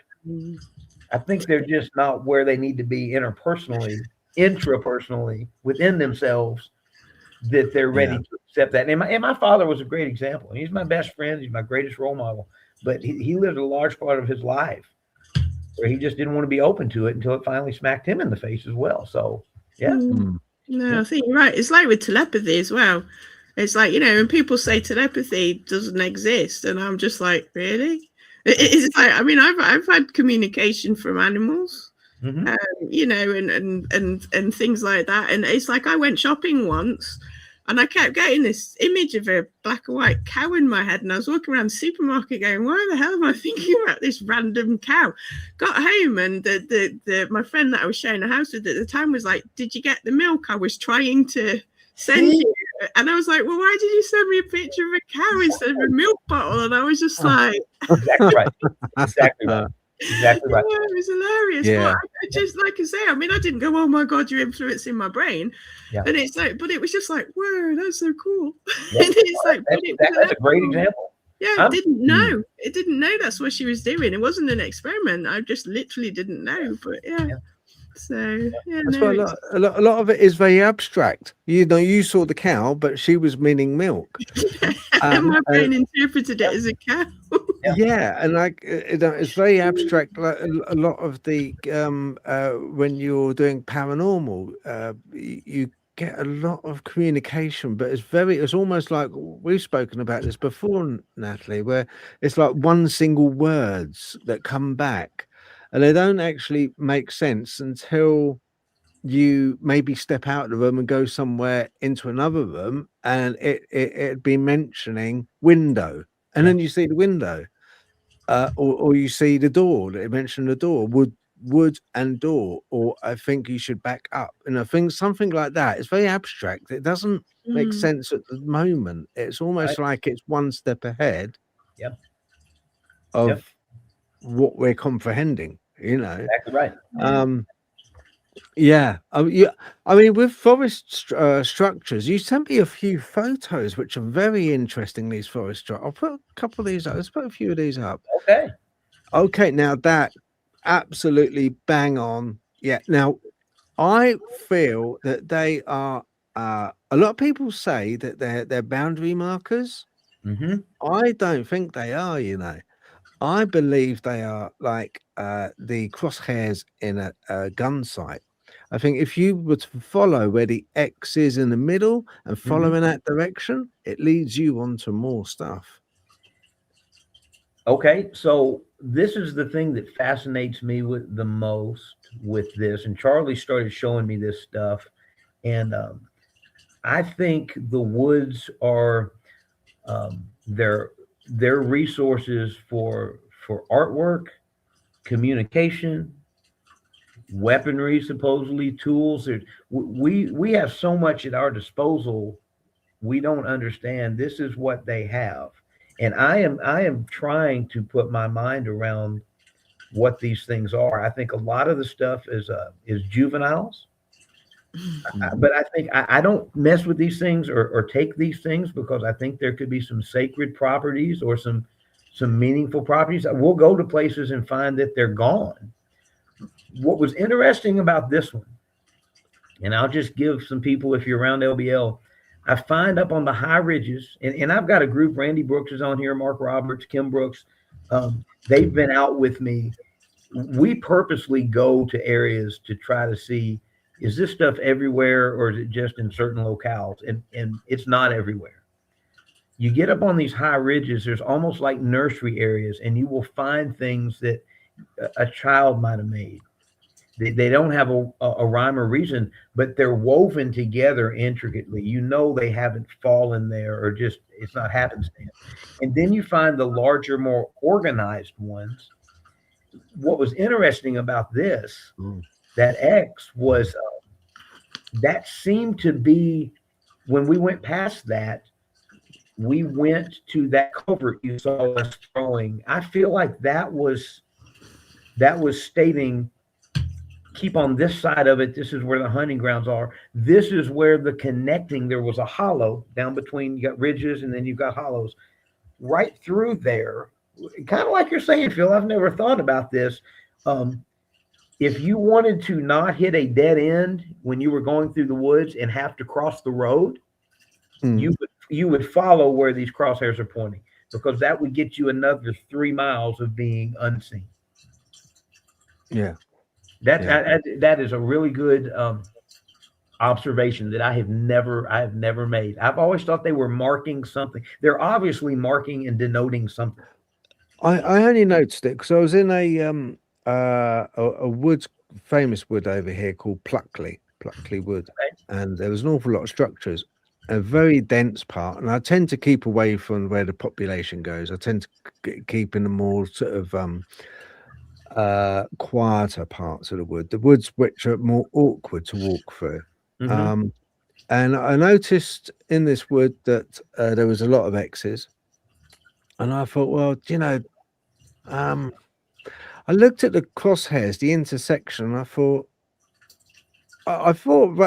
you know, very much like a woman does, a lady does. Women think more laterally, yeah, as it is. They don't come up with the flaffle and muddle that men have in their head usually, you know, and complicate things. I thought laterally. I thought, okay, I'm going to follow where that crosshair is, where the intersection is. I'm just going to follow in that direction. Do you know what, Mike? That led me onto other structures. I got it all on video. It led me onto other structures, you know, the TP structures, and then from there was another X. And these X's, I agree with you, they are not something which kids would make. No. I can't ever remember. I'm sort of like 59. Okay, I know I don't look it. I know that, but I don't remember ever. I remember going out in the woods with my mates up where there was a woods nearby where we lived in Greenford called Horsenden Hill, and you know, it was different days. There was no sort of the most we had to deal with was like kind of mum would always say, "Oh, Phil, we've got to be careful of flashers." And that would be about it in the woods. You know, there'd be nothing like, you know, sort of the deviance you have nowadays. You know, it would be just like a bloke in a Mac showing, and then that would be about it. But there was structures even then, but we never gave it a second thought as kids. But we certainly never mimicked them. We never made any. We'd make dens. We'd kind of like make like we tried making a tree house, but that ended dreadfully with me falling out. But you know, that's the type of thing we used to do. But making these X's, no, we didn't do it. Making these TP structures, that's what I try and say to people. Look, when you look at the branches used, they're all deadfall branches. Not one of them have been cut with a bow saw. There's not any evidence of a spud being used to deburr the branches, and they're all kind of like quite mossy, and so it's taken. Put it this way: if it was kids, it would take them hours and backbreaking to scour the forest floor, to pick up all these branches, to then interweave them into these structures. Yeah.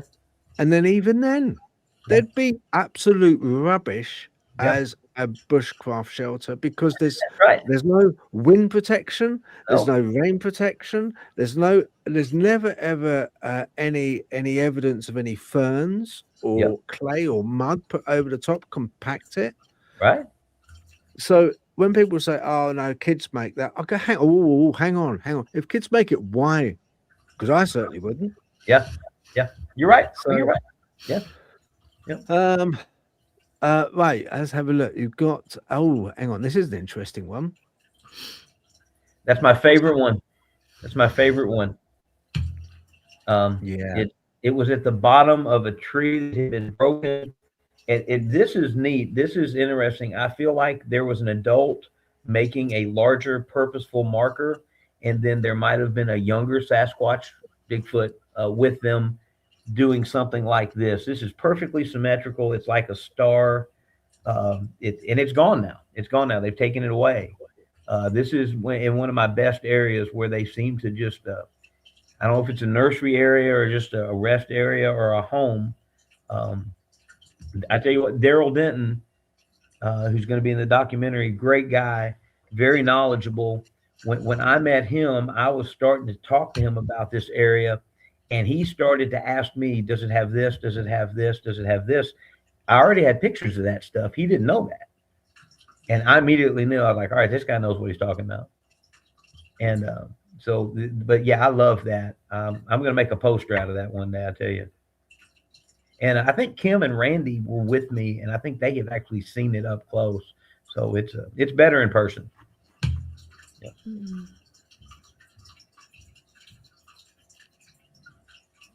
Yeah, there you go. There's Randy right there. All right, nice. Yeah, and we've got a wreath on here. I think I sent you the wreath. There's like an arch and a woven wreath. That's right up there with my faves too. There's a.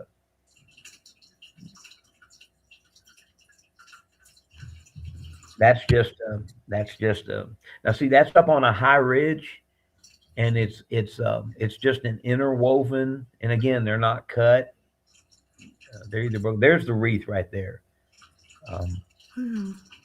Really cool, really. And there's a story behind that. We were in there because I was fishing in a little spot, and my girls smelled something going into this little cove and asked me if it could be Bigfoot. And I said, well, we're actually close to our spot where we've had sightings.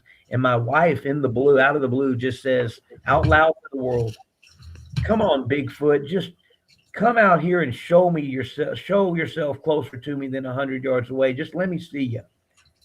A tree got pushed over immediately. Wow. So we hiked in there the next weekend, and we found the source of all the smells. There was a predated upon. There's a deer carcass, a pig carcass. There was a turtle nest had been dug out, and the eggs were strewn everywhere where they had been eaten. And then the place was littered with clearly woven vine artwork. And I'm telling you, there's no chance this was human. We had to walk over 2 miles, probably close to 3 miles from the gravel road just to get to this spot. Yep. No, that's a good one because it just doesn't. It wouldn't make any sense. Even if it was, do you ever come across any witchcraft sticks and structures? Well, not in the last few years, but early on in my experience as a local inland between the lakes, I'm trying. Randy's comment there said there's another one. Yeah, that was in the vampire witchcraft. Late '80s, early '90s. That was the height of. And yes, we have found. I've found animals that have apparently been sacrificed. The burnt candles, the stick figures. I think the Blair Witch the movie here. I don't know if you guys have seen it. That kind of popularized. Nothing like that. But now I dated for over a year an actual real practicing Wiccan, so I have some familiarity with what's authentic, and at least people trying to do these rituals in an authentic manner, and then just the movie type stuff. I haven't found it, but I tell you what, I'll go looking for it either. And that's, but She not didn't in the try last, to she didn't try and sacrifice you, did she? not that I'm aware of. She failed. But I tell you what, I tried to spell one time, and I got tunnel vision, and I got like that deep bass sound. And this was before I was baptized and before I was a Christian. And I stopped it because everything about it was wrong. I remember the spell. I still got the book, and I'm thinking it was going to make me some money. And it was basically, under the right moon conditions, you take a mirror, you say this incantation into it, you bury it upside down on a well-traveled crossroad, you wait 30 days, the next same moon conditions, you bury it. Or you dig it up. If a black cat is the first thing to look into this mirror, from then on, whatever you wish into the mirror manifest in real life. And I'm thinking, I'm 19 years old. Why isn't everybody trying this? This is the simplest thing. I happen to own 80 acres, or my dad did. I've got a black cat. I've got a crossroads. I know the moon cycles. Let's do this. And I'm actually trying to say this. And as I'm doing it, tunnel vision. I remember I'm in the room, small attic. I had the whole attic to myself. And I just said, this is not right. I didn't know what was right at the time, but everything about that. And that's the last time I've touched, looked at, thought about. Not my path. Clearly not my path to walk. No, I can relate to that. Yeah, no, it's definitely not mine either. I can understand why people do it. But no, it's not mine. It's not my path either. No. My Lord and your Lord work in a different way. God works in a different way. It's not so. It's more behind the scenes. Let's put it that way. That's right. But That's right. it's with things like witchcraft. Now it's a lot more obvious. Yeah. Can be a lot more productive. Yeah. Instantly for them. Correct. But Correct. the cost is far too great, and ultimately, absolutely, there's the price you pay, because there's always a price to pay, is too great. Whereas Lord God Almighty, there's no price to pay except love. You got it. That's exactly right. Right. So that's my take. But Phil, can you expand the picture a little bit? Oh, this one. Yeah, that's I'm just looking at facing it, the left-hand bottom quadrant. Yeah. Oh, yeah. Here we go. Hang on. I can do that for you. No problem, madam. Let's have a look. Sorry, it's not very. This is why I look a bit weird. It's like I'm trying to see closely. Okay, let me take this one off then. It's just It's just a curiosity. Yeah, let me remove that I'm one. seeing it or not. I'm going to put us onto this frame here. Let's move like that. That's better. Right, now what I'll do, I'll get us on. What are you laughing about?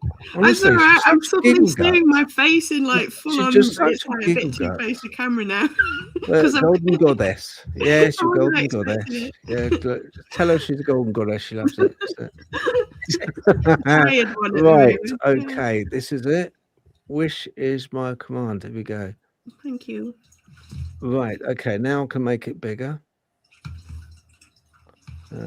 If I point it at the camera, that right, where the little arrow is now, where your hand is there. Is that an X?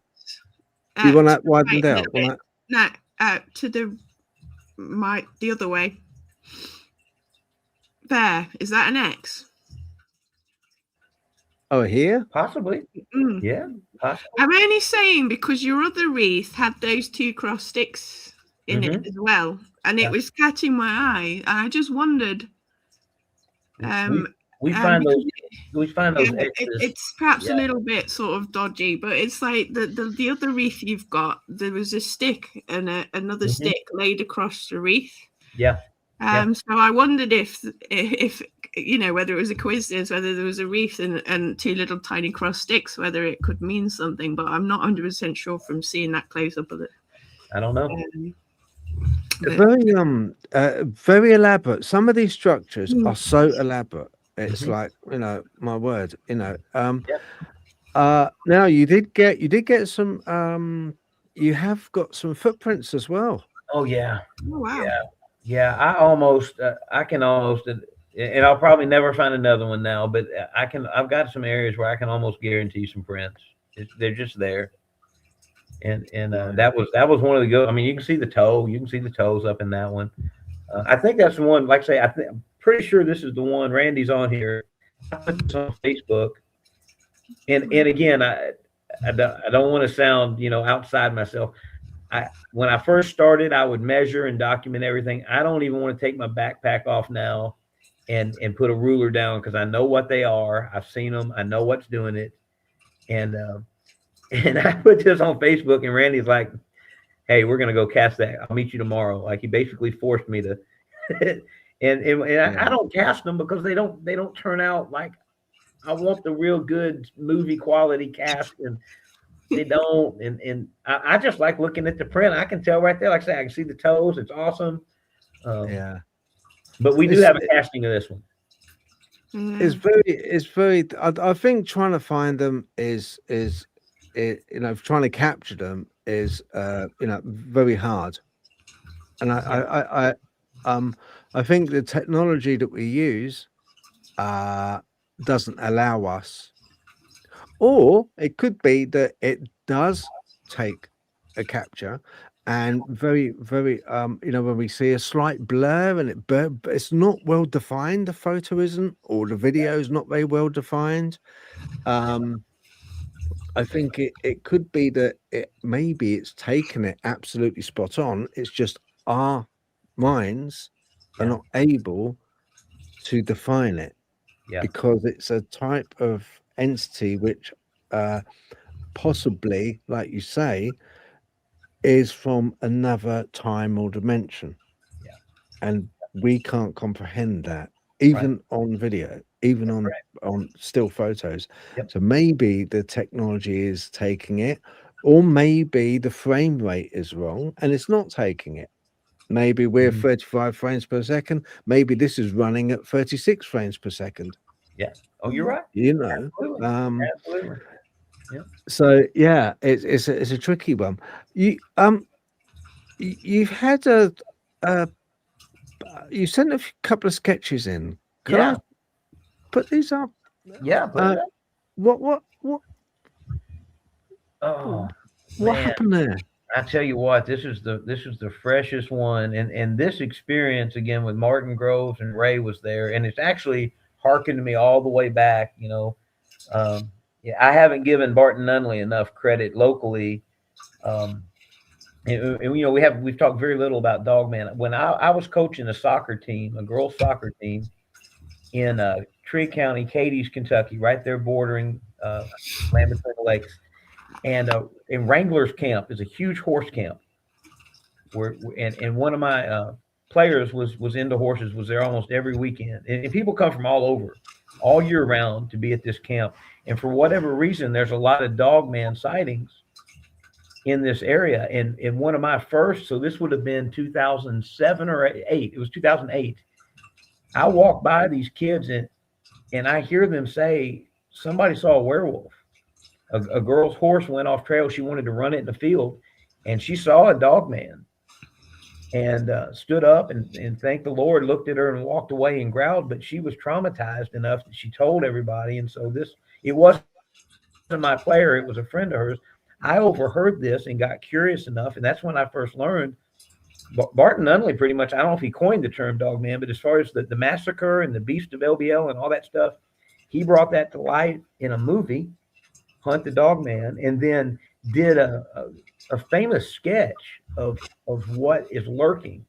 And and I love it because I've always been been a sketch artist guy. So he did this sketch and that made the rounds locally, some radio stations, people steal it. And but I was looking at that. So fast forward now to January 17th, Martin Groves and Big Ray and I had a Dogman and Sasquatch, just a totally combined down the rabbit hole. I think there was a government kill team doing some stuff. It was just a story. I put a little blurb on my actual Facebook about it, and I decided to pull a Barton Nunley and start sketching this stuff. As we were leaving, we had already had some dogmen growling at us, circling the camp, knocking, throwing stuff at us, and it was really dry, and we had a campfire. This was all leaves and fields, and I'm a former fire and rescue member. There's no way I'm going to burn down the woods. I mean, I literally, and I tell people I don't advocate for carrying a firearm openly. I never advocate for shooting a Bigfoot or any of these things. I had my hand on my gun in my pocket and am getting water bottles trying to get this fire out because the creek that I wanted to get water out of, and there was a big metal pot that I might have gotten some dirt and was going to bury, was now where we think these dogmen were. And they're growling at us. We can hear it. We all three heard it. And so I'm like, I'm not going to go get myself killed, but I'm not going to burn down the forest. Luckily, a truck was coming up this little road.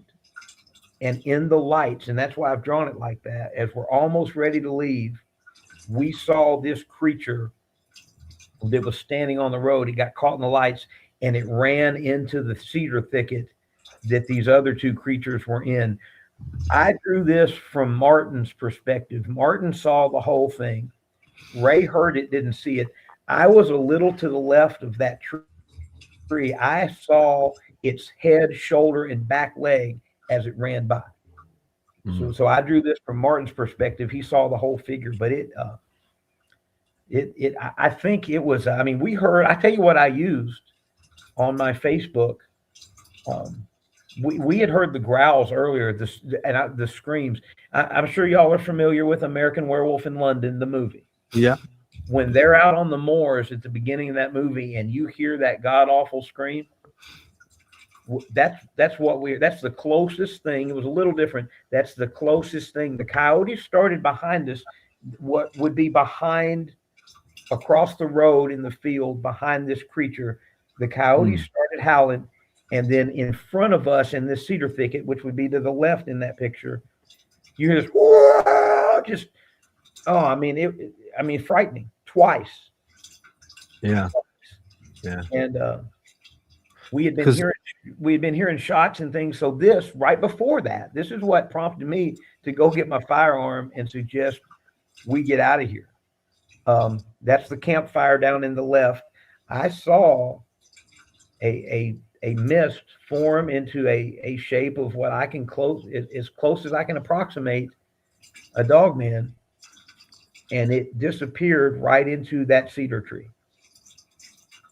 It disappeared into the It disappeared, and then when Martin had been watching stuff, we didn't want to scare Ray. I don't know if Ray's on here or not. Ray's a huge, big guy, but the nicest guy, like most big guys are. I'm sure he's tough enough. I know he is, but that's not his go-to. He looks intimidating, but he's a really nice guy. And those coyotes started, and he's like, guys, he was kind of questioning the coyotes. And then we didn't want to scare him. But right after I see this, I look at Martin, and Martin said, guys, I can see it. It's walking. It's right there. And I said, okay, I just think I saw one show itself and disappear into the tree. And then about that time, you hear the walking. And I went, and good thing Martin told me, he said, I was in a hurry. Luckily, we were so close. I think what saved us was we were so close to our vehicles. And I mean, I'm talking 10 steps away. And Martin said, hey, Mike, don't slow down. Don't panic. Just go up there. I know what you're doing. And so I got my gun, chambered it, put it in my pocket. I said, guys, we got to get out of here. Yeah. And we start putting out the fire and gathering up water. And one threw something. It hit the side of, because Martin had just said they hate light. They really hate light. They hate you. If you put your head, I don't care if it's red, green, or whatever. If you're showing light in the woods, they know you're there. You're scaring them off. But Ray had this huge flashlight, one of those new ones. I think you were talking about it. It would light up an acre, and Yeah. Ray didn't hear it, but something hit Martin's car, and Martin's like, "Hey, Ray, will you light this up for me? I lost something. I forget." And that backed it off enough for them to get in their vehicles, and we got out of there, man. But this is something that has changed, and I don't like it. I like the Bigfoot stuff. I don't like this stuff, man. This Dogman stuff, that's a whole different thing. A whole different Yeah, thing. it is. It's completely different. I've only come across Bigfoot in this country once.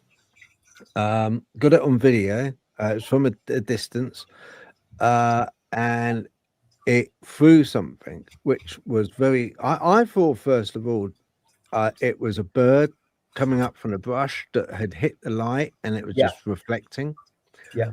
I did notice. Now I was with the grandson at the time, and he was about how old was he now? We were both camping, and I think he was only about 12, I think, coming up to 13 at the time. And he kept saying to me, he said, Phil, he said, I can hear growling. I can hear this like sort of growling noise. And I was like, and my hearing's not that great, you know. I've got tinnitus in one ear, which is just happened. Have you got the same? In both ears since I've been 15 years old. I know exactly what you're talking about. Yep. Yeah. It's annoying, isn't it? It's like kind of, you know, and it goes a little bit. It's always there, but it goes a little bit, and then it gets louder, and it's just like, oh, so annoying.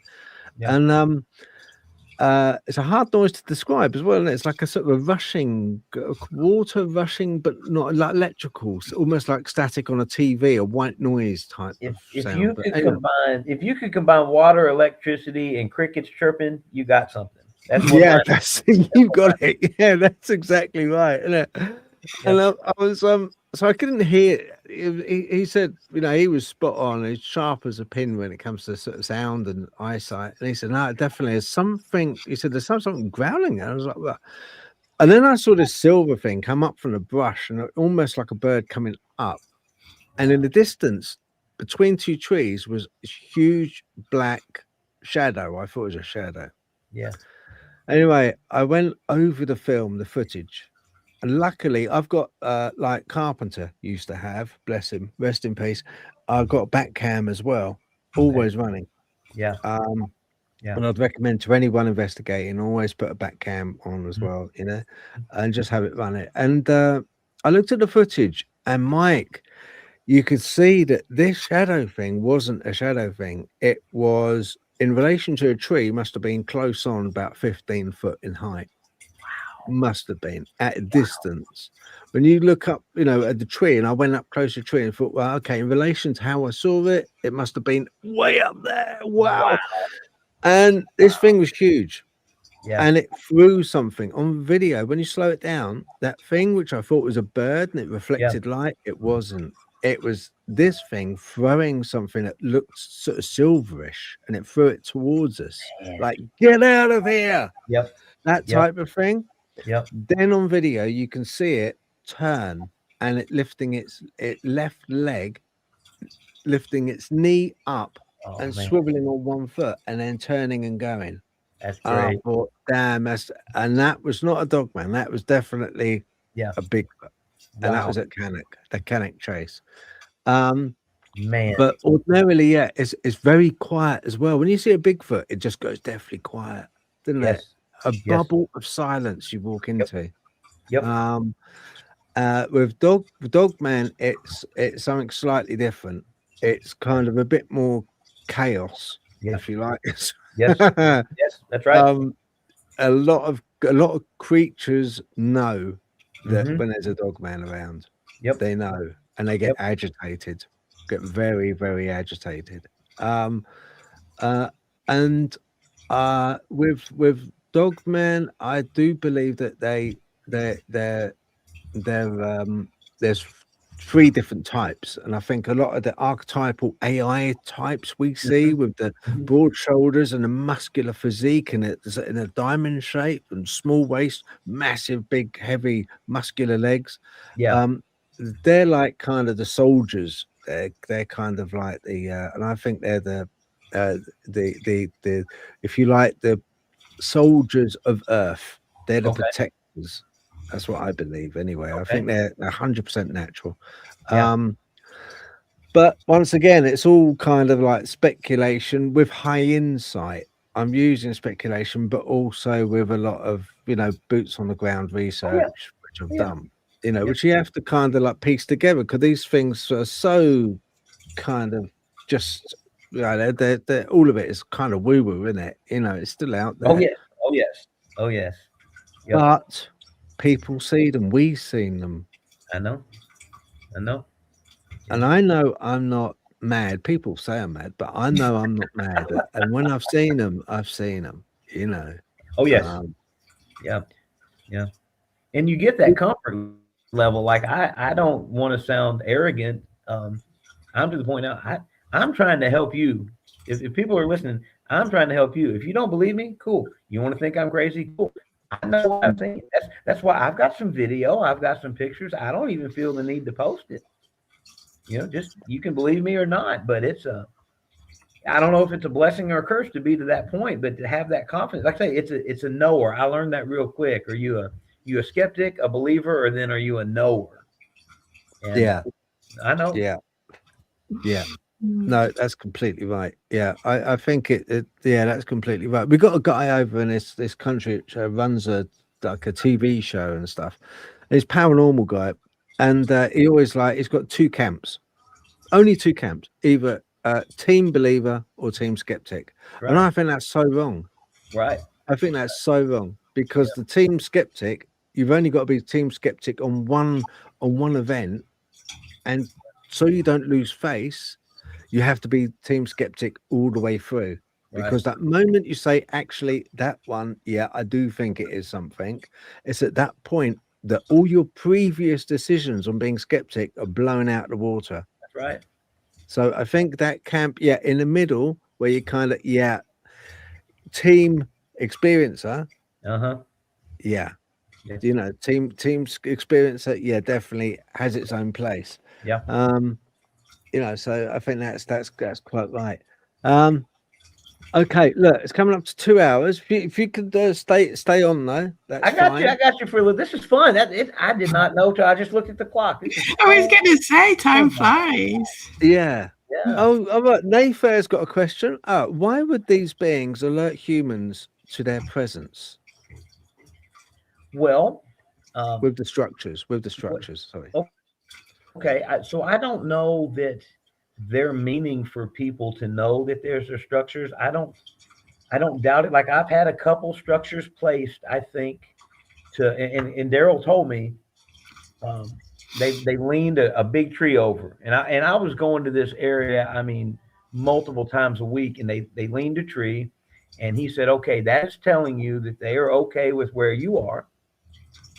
You don't go on the other side. And to this day, I have not been over there out of respect. And I had seen one up on a ridge there. Consequently, just kind of look at me and walk away.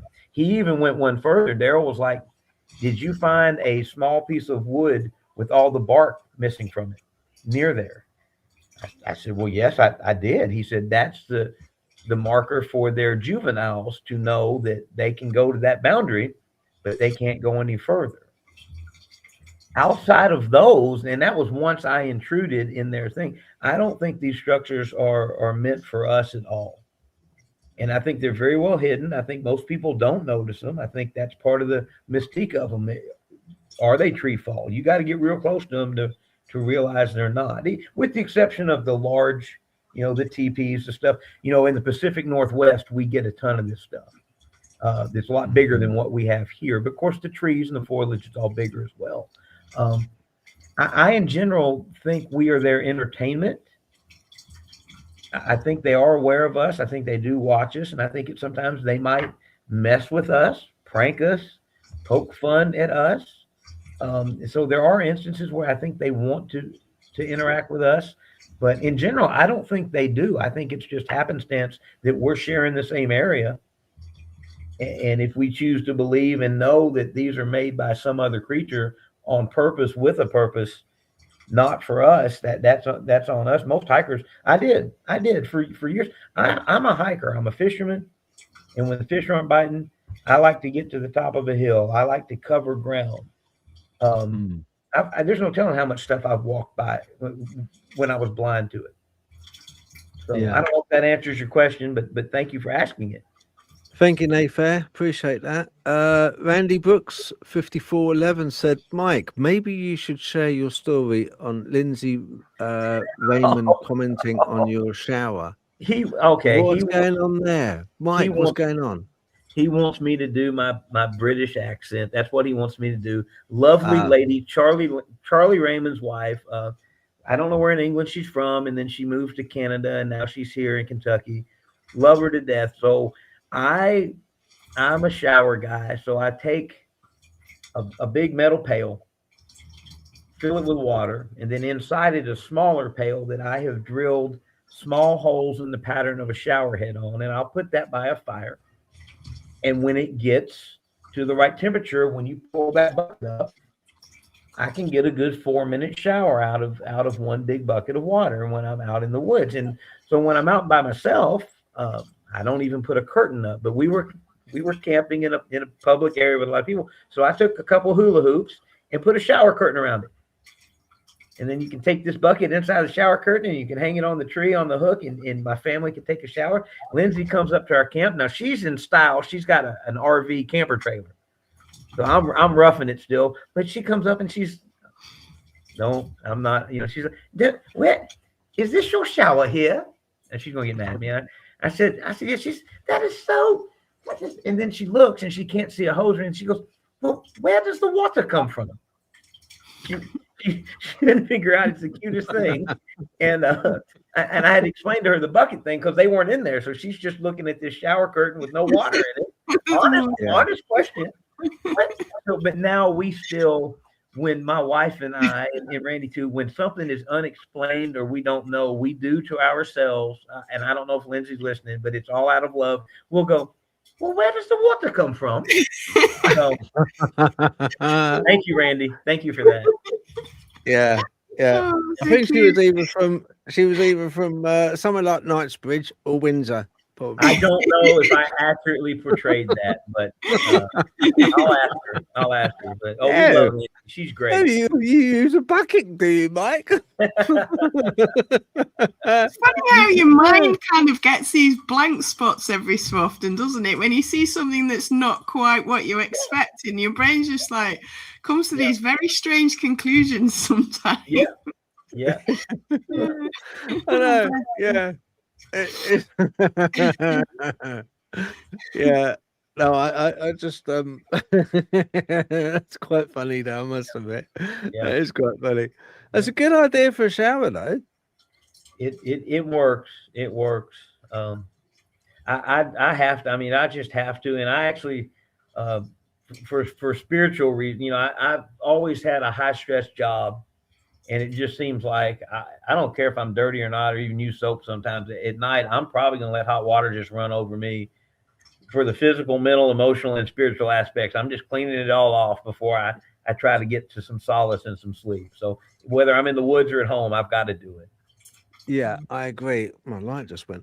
Yeah, I agree with you. I tend to I don't like the idea of going to. I'm not a shower in the morning guy. I'm a shower in the evening, for bed. Yeah.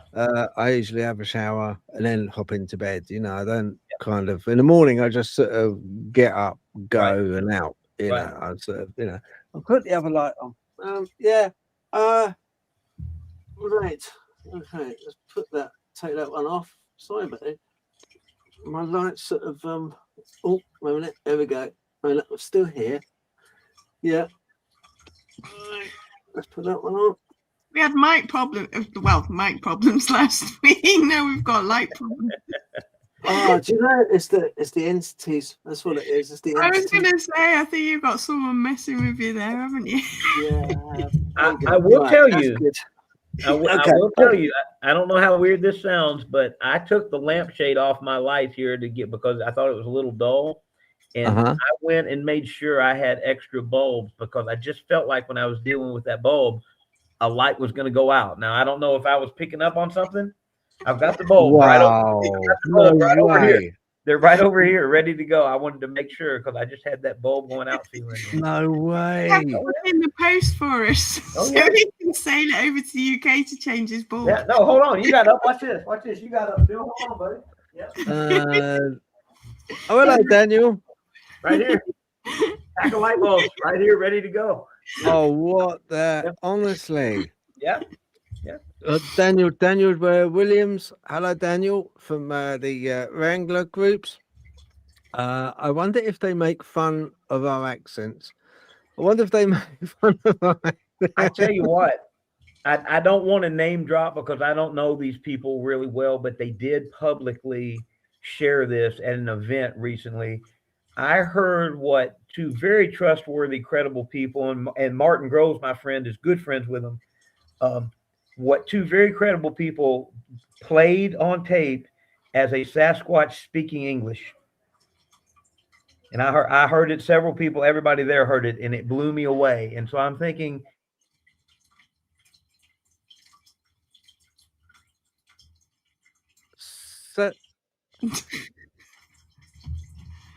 Martin, we can't your hear microphone.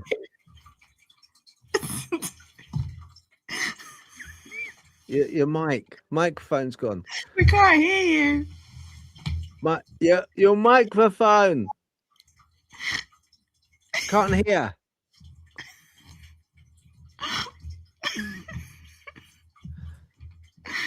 Your mic. I can't hear you.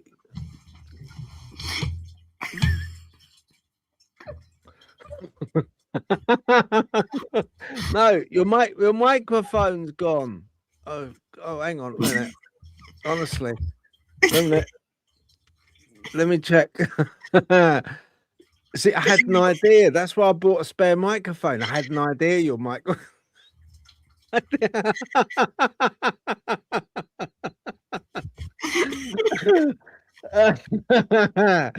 Yeah. How are you? How are you with sign language? But don't sign what I think you're going to sign, okay? Your mic went. I think it's 2 hours. He needs to go. All right. I'll tell you what. I wonder. It's like we're cutting you off. Do that. Right, it sounds wrong, doesn't it? But yeah, no, it's fine. Yeah, 480p. Sound. Yeah, his mic's on here. Not sure, Mike. Okay. Oh dear. You know when we always say, like, I think was it Keith said the other a couple of weeks ago that they have a sense of humor. I think we're being messed. I'm starting to think we're being messed with. Well, isn't it odd that my light goes? Yeah. What's the chances of my light going and then his microphone's gone? Yeah. I mean, it's a bit what? I mean, he did say he'd only got a couple of hours. We've just gone over, so it's like maybe it's sort of like, you know, time out. Yeah, maybe. Mike was being abducted. Put Randy's comment up. His last comment. Mike has been abducted.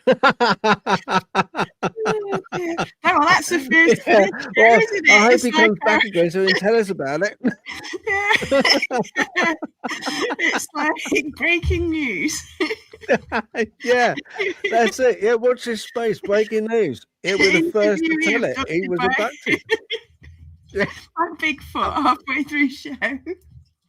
Yeah, brilliant. Yeah, that's like live on air abduction. That's what we want. Oh, bless him. Yeah, he should have borrowed my light, and then the light would have gone out and his microphone, and then poof. I was going to say, if that had happened literally all at the same time, and I'd have been, we'd be sitting there with you in the dark, and we'd just sort of like looking around, going, "Where is everybody?"